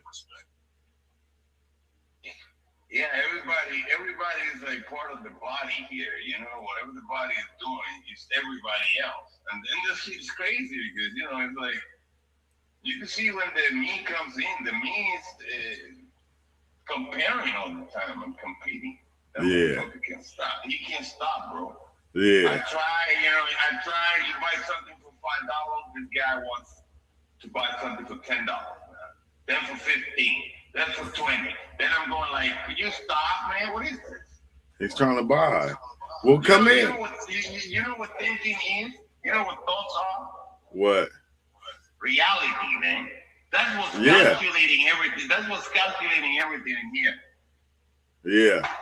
That's what's engineering everything. Because then the body responds to whatever thoughts they influence or restrain, because that's what the body does. It either likes one or doesn't. And then, the ones that it doesn't like, they come back later like a different fucking forms, and then all of a sudden you're on them. Yeah. And then you're liking them and stuff like that. Man, this is unbelievable. It's unbelievable when something recognizes that you're immortal, bro. This is just a little one here, one of the little programs here. Then from here you go to another one. I'm going like, I don't believe this. Okay, Wally. You know that? Wally, what I wanted to ask you, okay, to you, like, what is the final awakening? The final awakening is actually when the ego is destroyed in the psychedelics. It could happen in one trip that you take. It happened almost to me in one trip. With 3.5 grams of shrooms, when I took it for the first time, there was a connection when I touched them that began to make me hallucinate and stuff and see things that I never saw before, right in my apartment, And then I was thinking of new thoughts for the first time in like 35 years, I've been thinking the same thoughts, and then all of a sudden a new thought comes in, and I see it coming, and I see it going, and it's about something that is here already, that I've already done a million times, but now this is another way to see it. And I'm going like, how the fuck, It's like when I realize the thing with time here and how people follow that, I'm going like, oh my God, they have no idea what you gotta forgive them because they don't know what they're doing here, man. Yo, there is no time, bro, at all. So okay. Time is a lot. Time is reality there. If there's a time, then it's what's making decisions here, and it's what's making us look like we're you and me, we're individuals in here. That's time. And then what sees that shit is reality. It's something that is real because it's seeing it and it's making the body, experience certain things. You know what? You know what's funny? That this is not an experience. This phenomenality that's going on in here that pretends to be 8 billion people, it's not an experience. The second is an experience, then that's where the me is. The me is huge, man. The me goes all the way. Wait, what do you mean the me goes all the way? The me becomes God. The me becomes Merlin. The me is interesting because he's never the one that's watching. The me is always being watched here. You get it? Yeah, so the me is always being watched. So what watches the me? Every time the me becomes 100% something, that equals you thinking you know exactly what you gotta do. Then what sees that shit is what's real. Then the actions of it is not, you see, because it's not happening to anybody. So okay, so what about awakening? Who is the awakening actually happening to? The body is getting illuminated. The body is becoming illuminated with new programming. The programming It's about the same things that the bodies were doing here, but it's now easier. It's more efficient. It's about efficiency. It's about efficiency. Illumination is about efficiency. The body becomes efficient with every other object in the story. And it begins to manipulate its own world, its own universe, because the body is a universe here. There is no 8 billion people in the planet. There's 8 billion universes appearing like they're parts of a planet, because you cannot see the whole planet. You got to see it on TV, on other things. Technology got to show you the planet. And so you're following what artificial intelligence is creating here, artificial rendition. Oh, damn. Yeah, that's what you're doing in here. That's not even you. That's the body. Then the story that you hear is coming from the other units that they thought they were alive in here. So they say, you were born here. You're 28, and then you relieve all that crap, because there's nothing else to do. Nobody comes in here and says, like, hey, you were created by a machine, kid. And I'm going, what? Nobody coming over here with that info but me. So it's like getting over here, it's becoming thoughts in here, and I'm going like, yeah. What? If I'm in the story, because I take it all the way down to the me.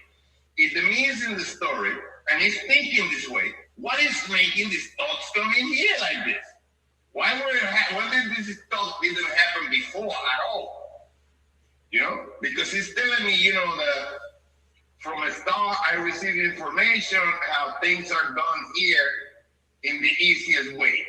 Yeah. And then I said, that's bullshit. Prove it to me. Oh my God, when he's proven, you feel like an idiot, bro.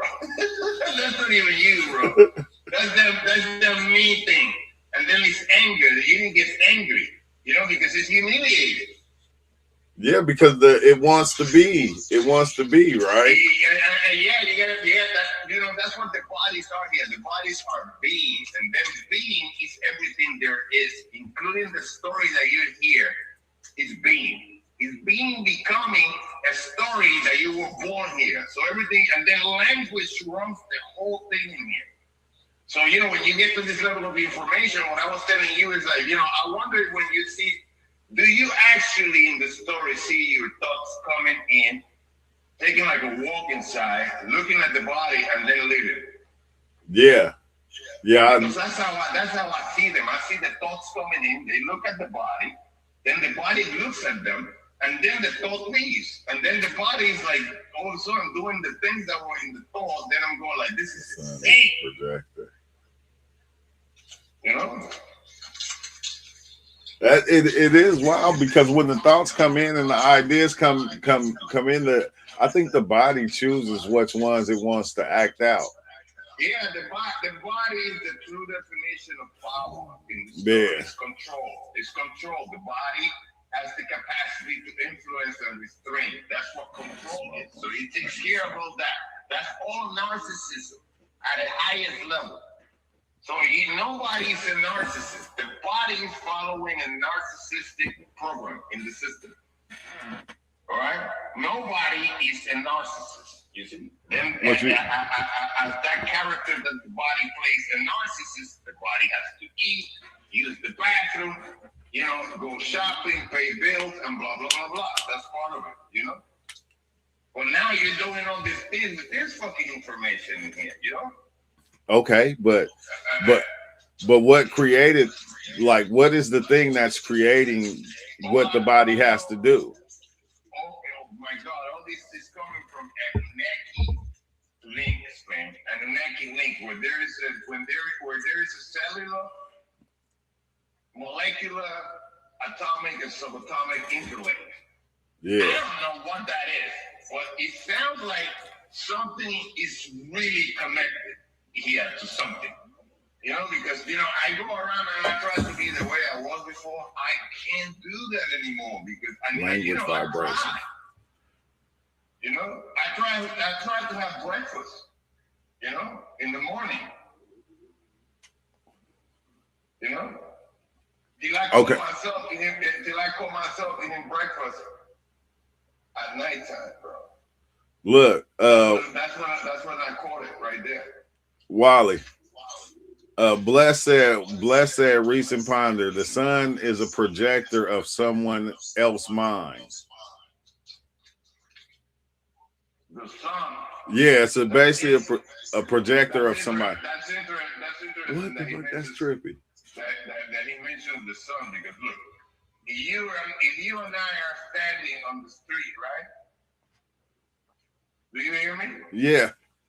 If you and I are standing on the street and we're looking at the sky and we're looking at the sun, we're looking at two different skies and two different suns. Yeah. We're not looking at two suns, because there is no us. It's two bodies with two different angles of the sun on the sky. Wow. In the sky, and that's it. And then you wonder how in the world I'm thinking this way now. Why? What is going on here? You know, because I'm going, what was that about? You know, and then it gets even worse. And then it goes like that, and that's with everybody else. And I'm going like, God damn, so everybody's like a universe. They say everybody is a universe, but they're not supposed to know that. Not at the level of personal. At the level of a personal system, no. The personal system cannot go beyond that. It's superseded. Yeah. Oh yeah, there, Let There Be Light said there's an experiment on YouTube showing all these wild birds using language sentences using bird song. They are now expanding the experiment to see if birds of the same breed in different countries have the same information sentences. I seen that a long time ago when I was tripping. Let me give you an example of how strong the animal systems are. Like there was an incident that happened in the ocean with a group of squids, right? Yeah. One squid got caught in the engines of a big ship, right? And he was killed. And then that was seen by like 8 other squids. And then what was noticed that since that accident, no other accidents all over the world happened again. So obviously they telepathically communicated to everybody. Hey, be careful with the engines of the ships. Let's be slick here, you know?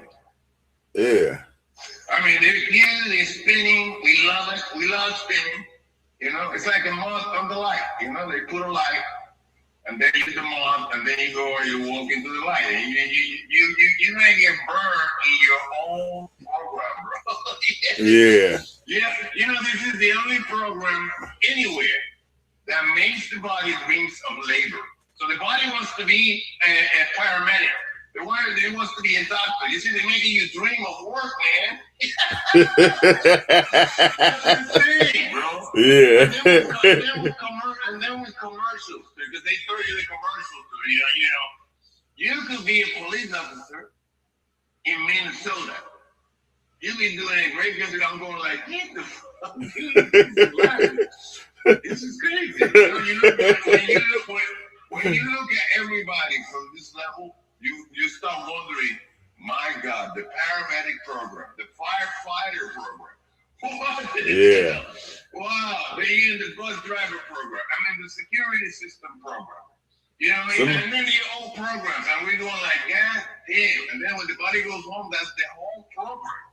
Hey, your wife, your kids, and all that, that's the whole program. Somebody said, Wally, somebody in the chat, they said, just talking. Imagine spending your day like this. Like, look, you talking right now. People is like, you said just talking. Like I'm saying, what I'm saying? Yeah, just imagine spending your whole day just talking. That's the way. You know what? That's crazy because the more talking and the more moving that there is in the story, the less this is going to be seen. This shit in here is about stopping motion, man. Here, look. When you stop motion, that's when you stop motion and you refuse to move. You see? Because you know what? Let me ask you a question, Booker. I'm listening. Do you think you can answer this question? Depends on what it is. Okay, where do you go when the body decides to close its eyes? I go into the mind. Wait a second. Wait a second. Where do you go? Where do you go? Where is your world? When the body decides to close its eyes and take a little break. Where are you? Can you tell me? Because that's the body doing that. Oh, dang. You see, that's the body doing that. The body's closing its eyes. Now, where are you now? Do you see? You're not even out there when the body's eyes are open. You're not even there. And that's how you figure it out here. That's an easy way to get to illumination in the story, you know? And remember, you're in a story, so you're looping. Nobody gets illuminated, bro. Let the body do that, man. It's hard, man. You try to get in here, it's hard, man. The body gets electromagnetic. It gets connected to everything.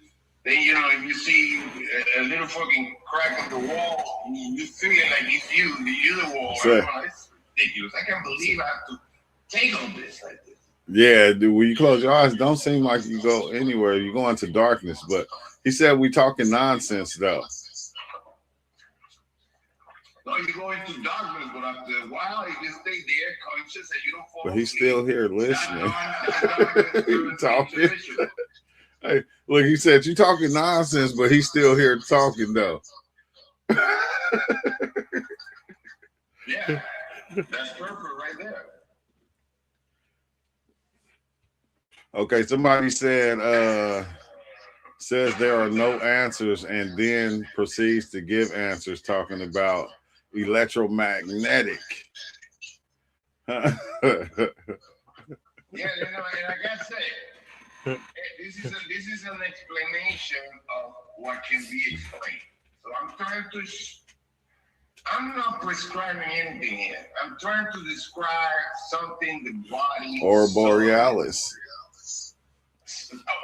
Aurora borealis. Circles. Yeah, actually, yeah. You can see some of those on that, and then you get to visions. It depends how long you will be there conscious, you know. Okay, then why do we constantly create this thing to search for, this thing to be? Because that's seeking. That's seeking. That's what seeking is. Seeking is the seeking force. But you never. But when you seek, okay, when you seeking for something, right, and you find that thing, it just puts you into seeking for something else that just takes you further. And you like the seeking never stops. Exactly. I mean, that's the point. That is no you that is happening. Once you know this, everything is different. Because you're gonna keep thinking about it. God damn it, this thing is not happening to anybody. Now this is $800,000 right here in front of me. You go like that. You go like, you know what? I don't need it right now. I only need like $1 or $2. I'm gonna take that from you. You gotta make it. I think we talked to make it complicated, but somebody said ask Wally what he thinks about the Mandela effect is. Well, the Mandela effect that's very interesting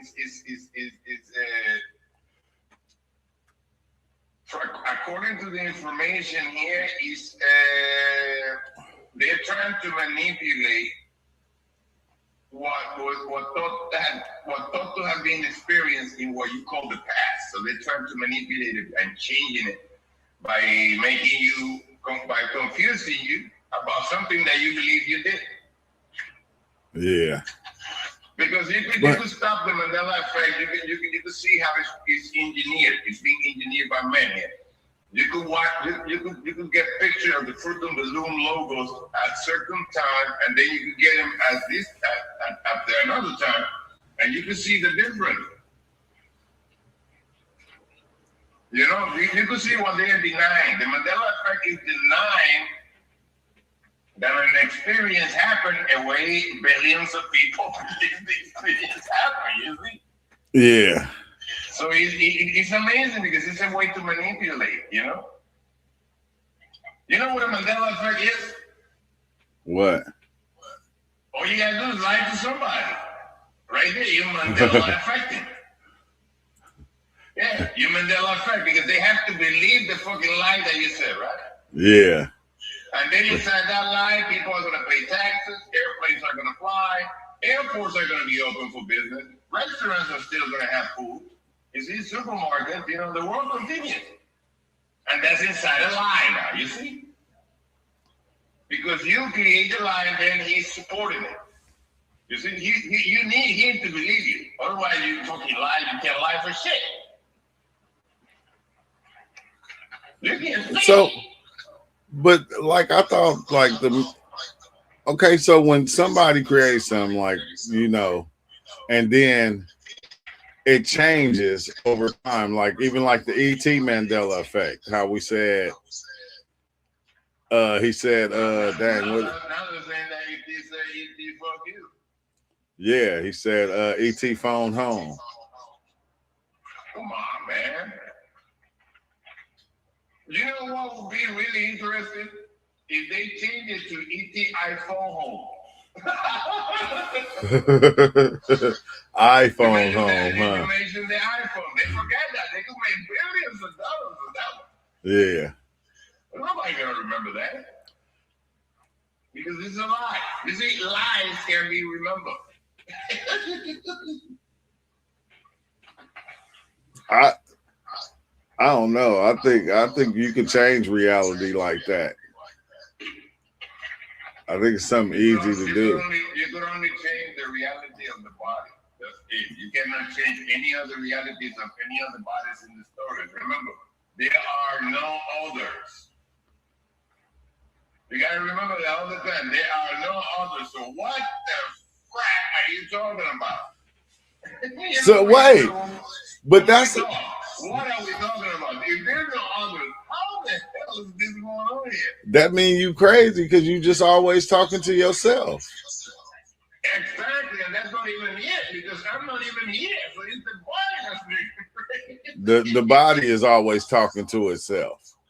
Exactly, and then because the body doesn't know about other bodies being other bodies, you see, it treats it like it treats his own body. But that would be weird, bro. I felt like that. I felt crazy. That is what's happening. I know. I seen it on certain experiences, but it was just still. When you come back, it's hard to just accept that. Oh my God, it's horrifying, man. It goes from weird to you seriously scared the shit out of it. Yeah. that's what happened to me. I was scared for years of that thought. It was a thought. It haunted me for like 9 years, bro. Yeah. When I saw what the hell was going on, when I saw what I was for the first time, I said, holy shit. I can't, mirrors do me no judgment, man. I look like the background in the mirrors. Why? Yeah. Because I was looking at myself in the mirror and I said, what the fuck am I? I said, that's you. When I'm going, boy, I can't see me. That's exactly you that can't see you. And I'm going, holy shit. And double Mr. Nobody.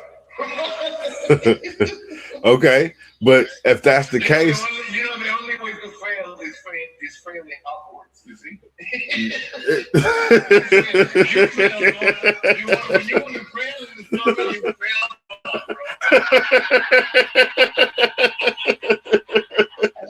Oh, that's hilarious.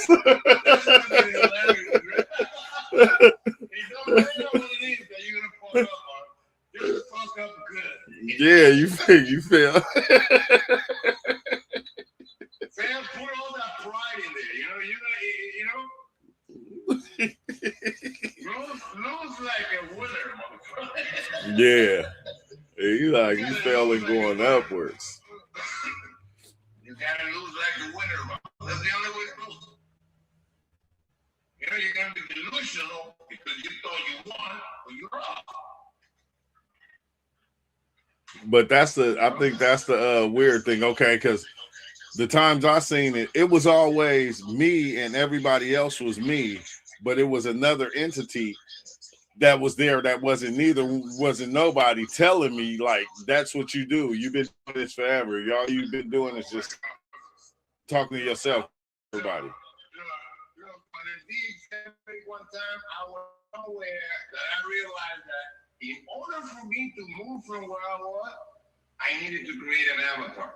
And I was like, holy smoke, I ain't got no body, no eyes, no nose, no nothing. I only got this information. And he's on those avatars. And those are the parts of those avatars. And then that's the only way I could treat something in here. I have to go on them all the way down till you come to Wally here. And I'm going like, holy. And I was like, you know, you're making everything up, Hooker. You're making me up, your wife up, your kids up. And then you're making that body up. You're making where the body is up. You're making...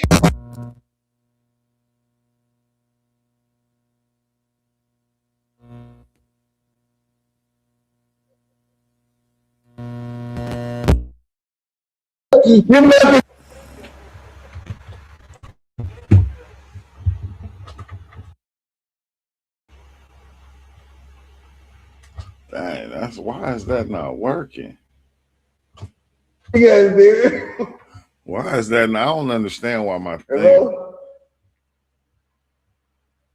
I'm still here. I was just trying to connect you to the phone so we can hear you. I know. I was trying to connect it to the phone so I can hear you better. Because you can hear me too, my goodness. Yeah, I can hear you. Then it's proven. I'm talking to myself. It's proven now. Like, I can't connect you to the. You wonder in the story how you got into psychedelics, how all that came on, and now what you know compared to what you knew before.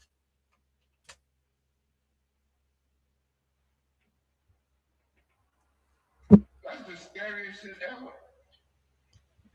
Man, this thing is stupid. I ain't even using it no more. I'm trying to plug you in so you can hear. Wait, now say that again, Wally, because I didn't hear you. You know, you ever wonder why psychedelics came into the program? You ever wonder how? Because, you know, you thought you knew. You thought you knew these. You know, I never forgot when I saw you take shrooms for the first time, Luke. You made my life like for an entire year. I couldn't stop laughing. Because you talking all this shit about the shrooms and no motherfucker have you crying next to emojis and then like making a group with the emojis and I'm going like, wow! I can't believe it. He turned this guy, a big guy, into this teddy bear that's talking wonderfully beautiful about emojis here. When you saw an emoji for the first time, I'm going like, man, the shrooms got this motherfucker. Yeah, I couldn't help it. I said the shrooms got you. Then you went to the kitchen, you got scared. You said, I'm not going in there. There's no force in there. It's scary. Yeah, I was scared to just go in the darkness itself. Anywhere that was dark, I wouldn't go.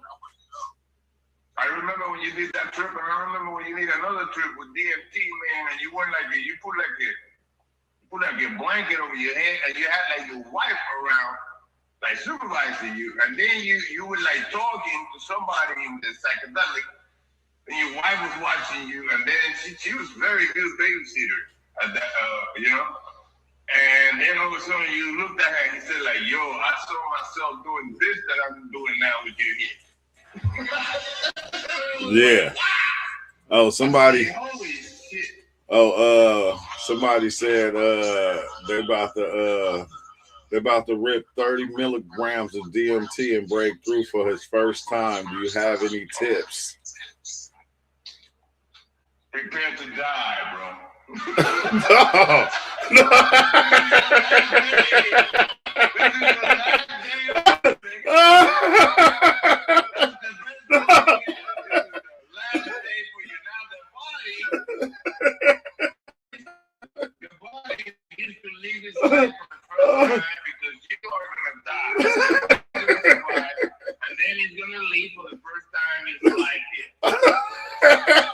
Hey, Wally, just get straight to the point, huh? Look, prepare yourself because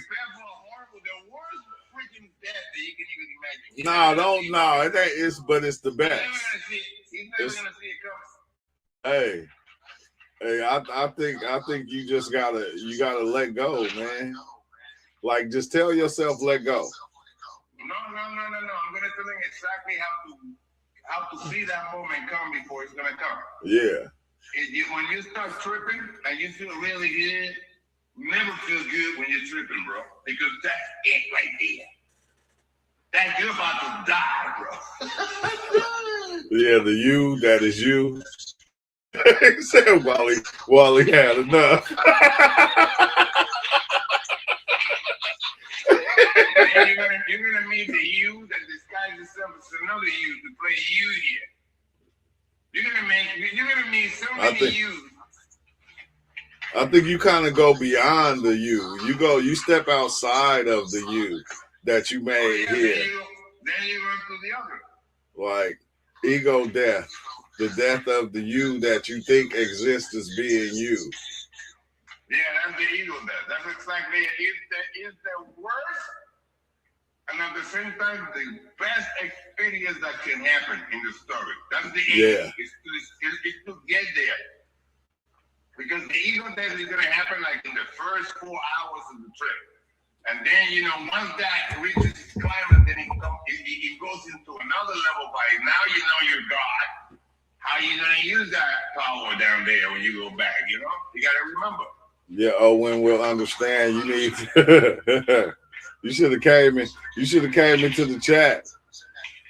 You should have came into the chat and said that so we could have talked about it. I said, dang, you go on DMT right now. I ain't got no DMT. I got some Sally. I'll go in on the Sally with you. You feel me? Bro, man, you got a nuclear weapon with you, bro. That's what Sally is. Yeah, I sure dive in on Sally. It's been a minute too. Sally is a monster. I'm sorry. Sally's up there with all DMT and on the extent.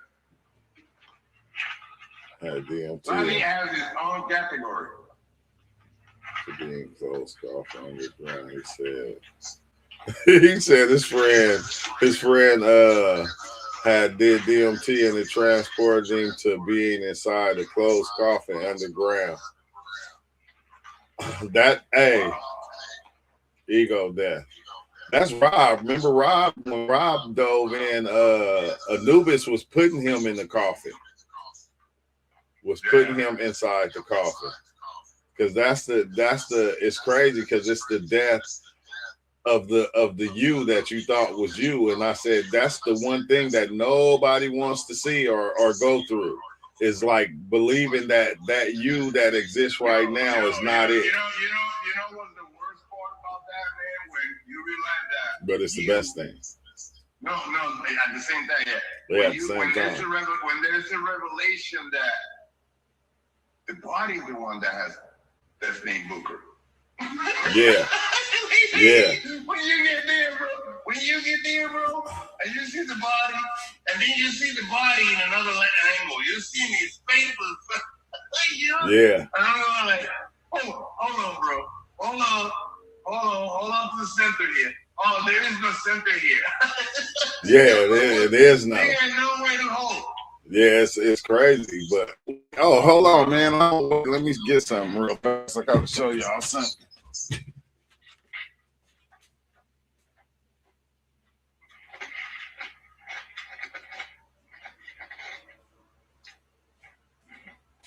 Look what I got. I'm going, can somebody please tell me? Look, anybody that wears an extra small, tap into me. You feel me? First person who wears an extra small to tap in, I'm going to send you this. What?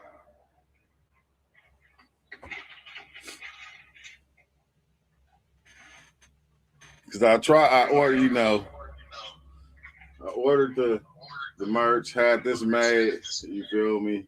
And they sent me a extra small, but the quality of everything is dope as hell. You feel me? So, first person to tap in, that can fit, actually fit an extra small before, I'll shoot you the hoodie, the True Life Stories, psychedelic hoodie. You got nano unit shirts. Nano what? Nano unit shirts for micro units, small people. Yeah. Yeah, they sent me. I ordered the extra large because I wanted to see how it came out. You get in the kits, bro. Yeah. Or very small units, nano units. You know. He said, "I'm in Australia. I ain't gonna do you like that. If you wear extra small, I don't care where you at. I don't care where you at. I will send it to you." That'll be an extra small Australian unit. It's just it ain't no use of me having it. I can't fit it. It's an extra small. But as you can see, like I said, this is what the hoodies came out like. This is the hoodies. The psychedelic. Yeah, it's the psychedelic trip hoodie. You feel me? The hoodie is like the perfect outfit for a psychedelic trip. Yeah. It actually, you know, I made it to match my LeBrons, but yeah. Shipping from the US to Australia is like $100. Man, I just had to do a shipment that was like $68, 60 something dollars. It doesn't matter. It don't, like I said, bro. It don't matter where you from. Like, I'll ship it to you. Like, it's what it is. If it's $100 shipping, it's just $100 shipping. It's like, and I'm just saying, if you feel like you can fit it, don't be saying you can wear extra small. If you can't wear extra small, then hey, you feel me? Don't be speaking. But if you can, like I said, hit me up and then hit me in the email. And once I hit you back, ship the address and then I'll ship it to you. Because, yeah, like I said, it came out dope as hell. But I'm going to order some regular sizes to give away.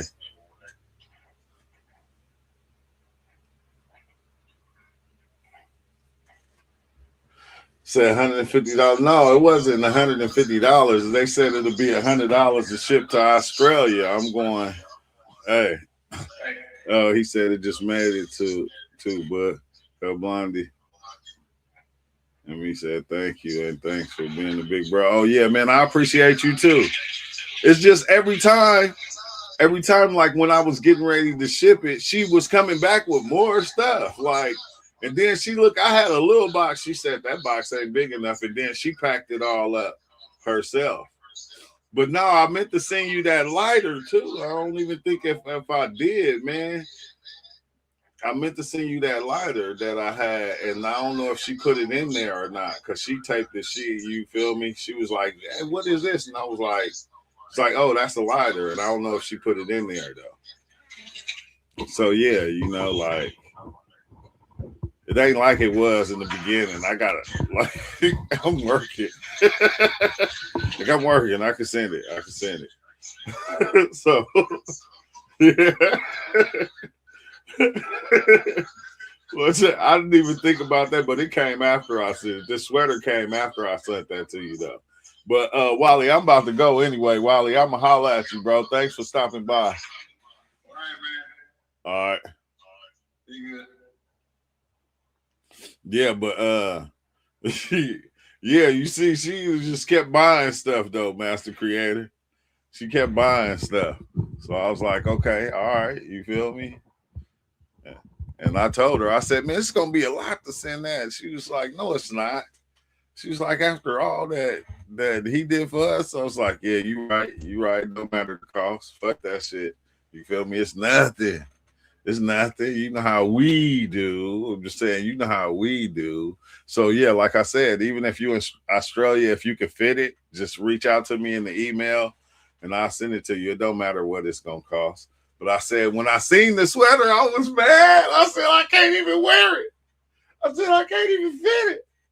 I said, I can't even fit the thing. I said, what the fuck? I had to hit them like, how y'all gonna send me an extra small? I'm like, extra small? I'm like, man, I can't even. You know, and I thought, okay, maybe it'll be tight. I was like looking at it, I'm like, no, bro, I don't, that's gonna be too tight. That's gonna be too tight. That's gonna be too tight. I said, nah, I ain't even gonna try it on. I ain't gonna make myself look weird like that. But it's wild because even the place where I made like the new merch that I had, I never been able to connect it to my YouTube. Every time I connect it, it don't even what's the name right. But you can see, look, the true life stories. The best one I did yet, I think. I got a lot more that I made, but like I said, I ain't even been able to connect it to the channel to even share it with everybody yet. But I ain't been tripping because I made that. Remember, I made that shit like a year ago. Like I ain't even been tripping. But it came out dope though. Once I got it, I gotta order another one for myself though, and then I'm gonna order a couple more that I can just kind of give away. That I can give away on the channel because like we did reach 10,000 subs and it took a long time, but like I'm going, hey, we here, we did it and all. But like I said, if you can fit an extra small, like email me. If not, I'm just have to send it to Master Creator because I know his girl can wear it. Like you feel me? Or somebody can have it for their girl or something. You feel me? But oh yeah, Master Creator on that part. Yeah, she bought some stuff. I think she said she bought a little bigger too, because like that's the one thing about kids, they always growing and they grow so fast. Like she bought some stuff like a little bigger. So like, when he grow up, like he'll grow into it. So if it's too big, that's what it's for, because she bought it like, he'll grow into it. Just as simple as that. That's one thing when it comes to kids, you gotta always have you buy for them right now, but then you buy for them later also. You feel me? He said, all right, bro, relax. I'm good.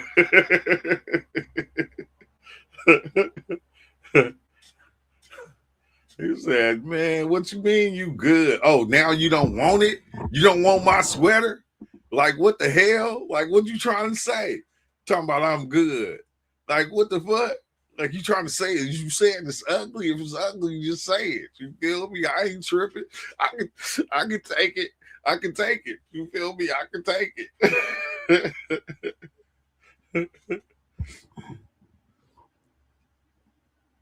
He said,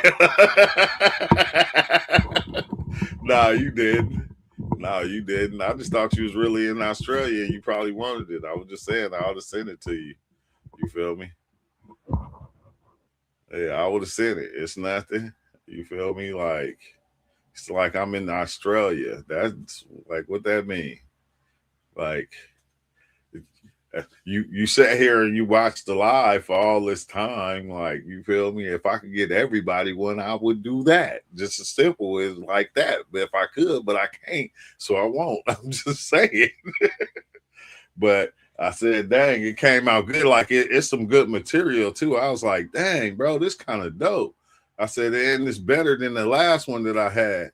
So I said, you feel me? I like the way it came out. But yeah, Wally exited because I'm about to take off because we've been on for a while now.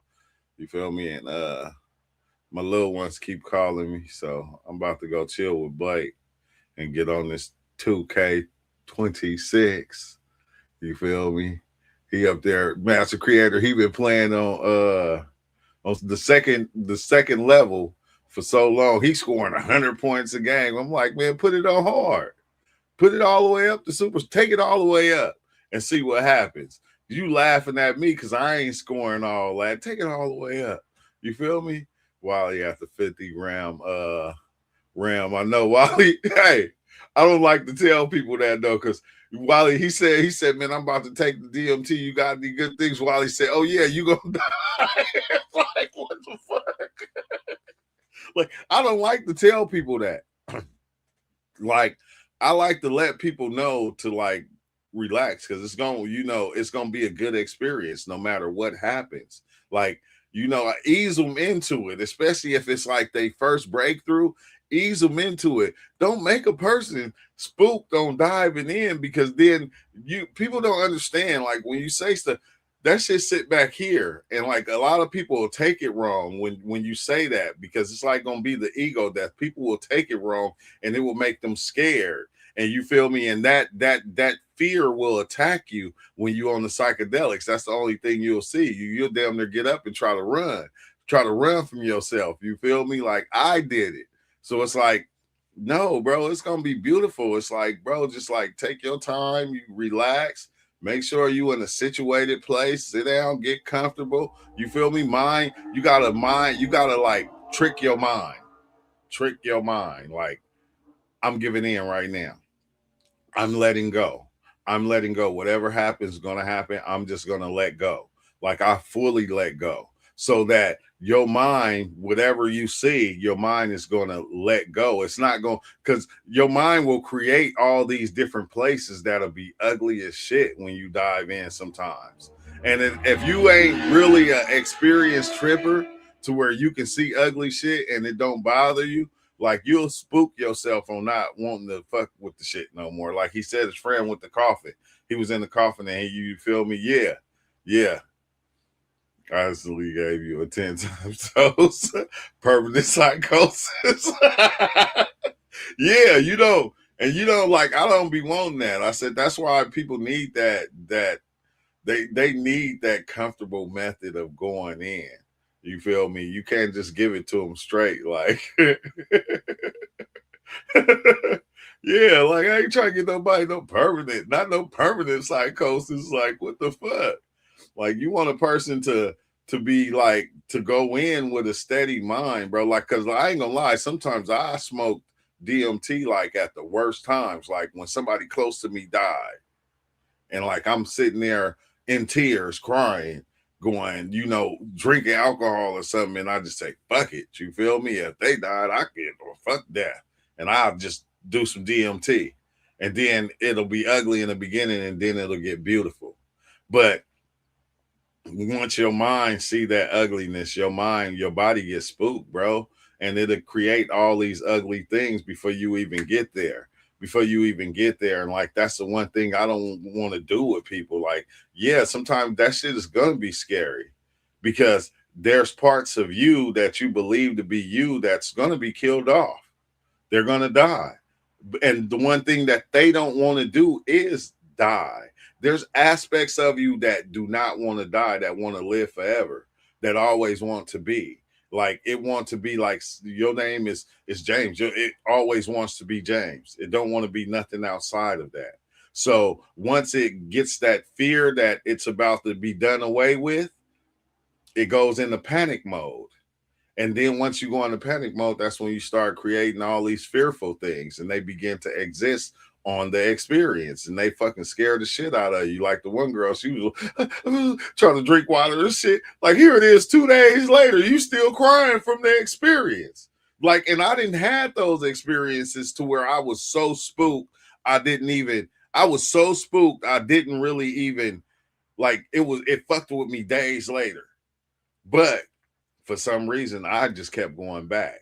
I just kept going back. I didn't let it spook me. All right, bless. I didn't let me spook me all the way out the experience, but I don't want people to get scared. Like, don't be on your scary shit. Don't be no bitch about it. You feel me? So you need methods. And some of those methods is to be given some good information before you travel. Yeah, you good. He say, nah, bro, gotta be fine with going to hell. No, but that's later. That's later. You know, when they come back and they say I was in hell, you go, okay, yeah. So what did it feel like? You don't just introduce hell to them. Let them see it themselves. And then come back. You feel me? Because you gotta let them know, look, let go. You gotta let go to the point to where you don't give a fuck about what you're about to see. Because if you don't, that it's gonna take over.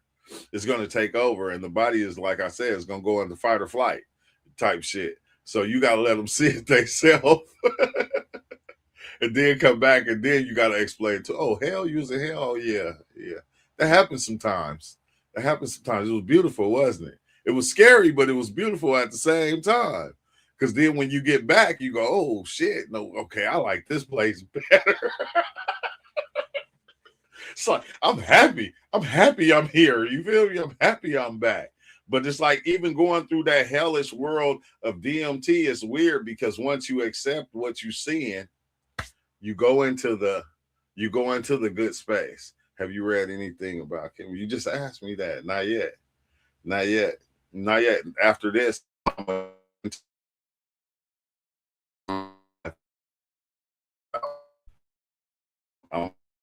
that's what I'm gonna do. That's gonna be my homework for tonight, I guess.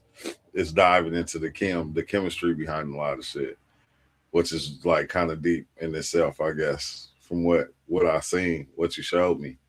But I'm gonna check it out, the organic chemistry for dummies. Because when it comes to it, yes, I'm a dummy, and I'm not taking that the wrong way. I'm not taking that the wrong way, but I'm about to get out of here, y'all. So thanks for watching. Make sure you hit that like button on your way out. And yeah, I'm gonna tap in. I'll tap in tomorrow. Well, yeah, most likely tomorrow. Or maybe later tonight. Or maybe later on tonight. He said, I'm gonna send people into hell.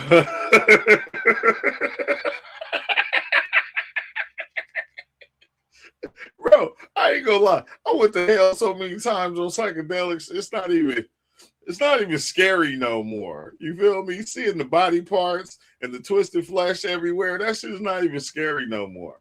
It's not nothing. I just be sitting back going, okay, why does it got me here? What does this mean? That's the only way I'll be looking at it. I do not get spooked at that shit no more.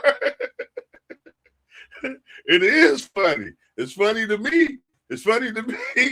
It's funny to me because I've been there and been spooked. Like I was walking around with all shrooms with my eyes open. I didn't want to close my eyes. I wanted to get 2 fucking toothpicks and put them in my eyes and just keep my eyes open like this. Because every time I blink, everything was like twisted flesh and body parts. I was like, what the fuck?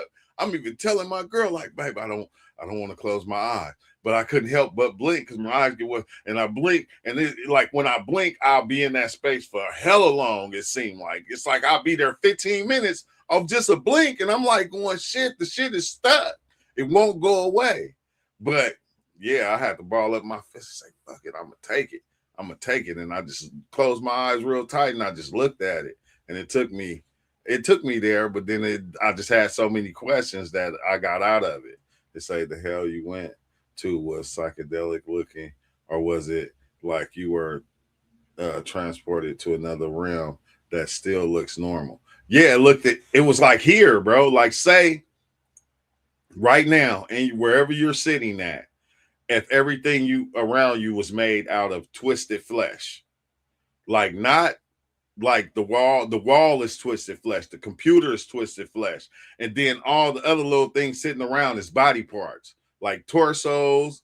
Like it wasn't no heads, it was torsos, it was arms, it was hands, it was feet, it was legs, like sitting around in certain places, like blood and shit everywhere. And I'm just like, what the fuck, bro? I was scared as shit.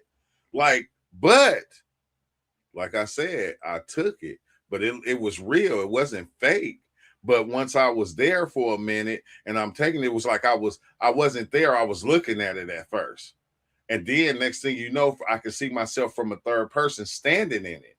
And then I'm seeing myself at the same time sitting in the chair. And I'm going, wait, hold on, what the fuck? I'm like, this shit don't make no sense. How am I there, and there all at the same time? And every time I said that, I'll split.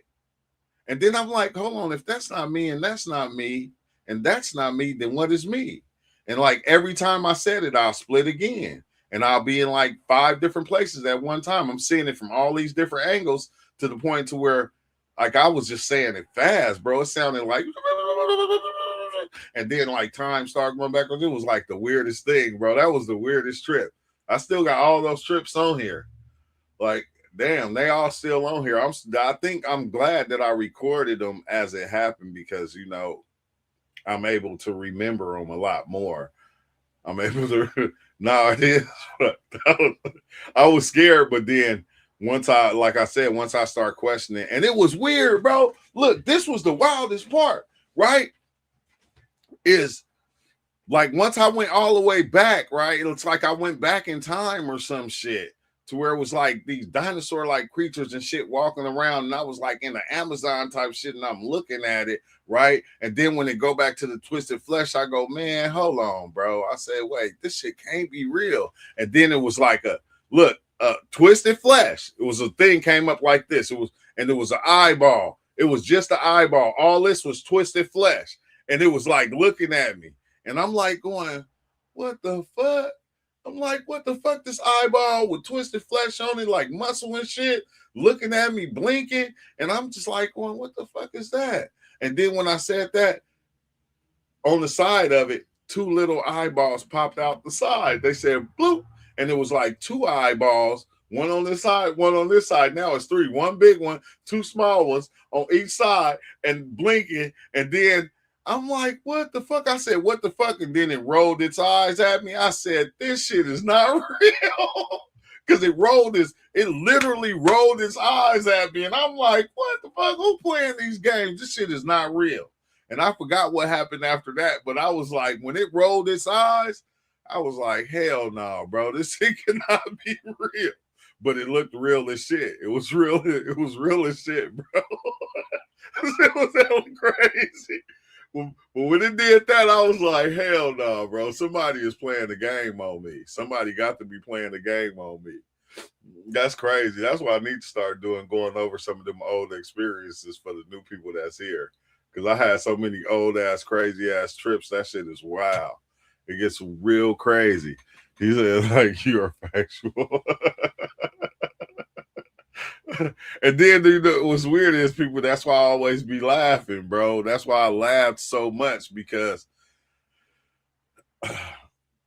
after you see a lot of people having their experiences and going through what you went through, and then the emotions that they carry behind it, it just go, damn, it just make you laugh. Like I felt the same way at the time. Like I was spooked.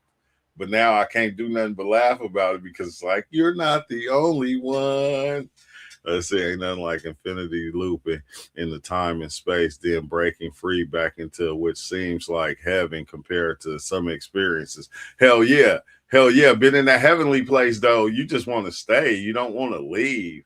That's the crazy thing, Master Creator, is when you make it to that heavenly realm, you don't want to leave. You just kind of want to stay. You like, you want this. It'll be like this place exists, but it don't. It's like it does, but it don't. So it's like, I don't even want to go back there. I don't even know what the fuck that shit was, but I just want to be here. Like that. That's the wild part. Look, y'all, here I come right now. But I gotta go, y'all. I'm gonna tap in later tonight. We'll have another late night live. You feel me? But people gotta come in so we can chop it up. Like just eye in the brain for reals. Yeah, yeah. Them be the crazy ones too. When you just see yourself as that. Like you see yourself as just the eyes and the brain and the fucking and the spinal cord. And you just like, what the like, how the fuck, bro? Come on now. Yeah, thank you. Hey, but it's probably why it's so funny to me. You welcome, because it's always, you know, I gotta laugh about it, because the times I was spooked, like Wally was talking about with the emojis and shit, and I can see everybody's life as they type in the emojis. It's like I could see what they saying through the emojis, and it was like, what the fuck? Like almost like I could see that person's life. You feel me? Like, oh, that shit had me crying. It had me doing all kind of shit that I just normally don't do, but it's like, you feel me? Like now I can laugh about it, because it's the ups and downs of life that we actually create ourselves. We go through it, but then we don't understand that with the psychedelics, even though you're seeing these things, you're still having the same feelings that you have here. The feelings don't change the way you feel about what you're seeing. And that's what helps you control the feelings that you have with life or what's going on. These psychedelic experiences helping you control your feelings and how you realize or go through life, because you'll get angry at stuff, you get mad at stuff, you get scared of stuff, and it's showing you really don't have to. You feel me? You got control over that. And it's like when you in there, you feel like you don't have control because you seeing this ugly thing or you seeing this beautiful thing, and it's like you have the same control in there. And like that's what always got me. Like I started narrowing it down to it wasn't the experience, it was the feeling I was getting from the experience. You feel me? And like if you really tap into your feelings and the world your feelings create, it's different than this world. It's like because it's happening in here, so it's different than all this. And just think if that one feeling was a place, if love was a place, if hate was a place, if pain was a place, and you go into it and you experiences all these different levels of the same thing, like love, all the aspects of love, every dimension of love, because love creates its own world, and it's many different worlds. It's an infinite amount of worlds when it comes to dealing with love. It's an infinite amount of worlds when it comes to dealing with pain. But it's different than here than, getting your finger cut off. You feel me? You feel pain. But being able to see that world of pain exists with and it's just a world to where you're watching it and boom, that shit is causing that painful feeling within you, that scary feeling within you. That I don't know. But that's the way I've been looking at it. So it's like, yeah, no, I ain't have a good night. We're gonna be back, man. I let the spider outside at the end of a recent trip, and it felt so healing. Mindset is so crucial. Yeah, it is. That's what's dope. Because you start to we was having a barbecue and like one of the kids or something dropped a hot dog, and the hot dog got hella filled with ants. And like my mom is like, this is after all my psychedelic experiences. I went to Utah to go visit them, and she like started killing all the ants. And like she's going, these ants they just doing this and doing that. And I'm like, Mama, hold on. Why is you killing them ants? They got a job to do too. Like they ain't here disturbing you. All they doing is coming to grab that hot dog that somebody dropped. They just getting food. So why you gonna kill them all? Like I started becoming like that. Like, bro, I wouldn't even kill the flies. Like I catch them and throw them outside, catch the spiders, any insect I was seeing in the house, I catch it and put it outside. I wasn't even killing them. It was like they all got a job to do, just like us. We don't want nobody coming in and just stepping on us while we doing our job or doing what we do. You feel me? We don't want that. So it was like you get to consciously looking at life as just being life. All these things are a part of life. Why are we destroying them? Why don't we like them? Because we destroy them because we're scared of them, or we have a certain fear of them, or we don't like them. But then when we see it happening with humans, we go, oh, that's not right. But it's like, hold on, bro. This is what we do to everything. You feel me? We go around just killing life all the time. It don't matter whether it's insect, animal, we eating life. It's like the craziest thing, huh? I don't even eat meat. I know I'm about to stop soon. I'm about to stop eating meat just for a while though. Just for a while. Not that. Yeah, hella overthinking it. That is overthinking it. It is, but at the same time, it's like, you feel me? It's life. It's life. It's all life. But I'm about to be out of here, y'all. Y'all have a good one. I'll see y'all later. I'll come back around 9, 10 o'clock Cali time. So peace out.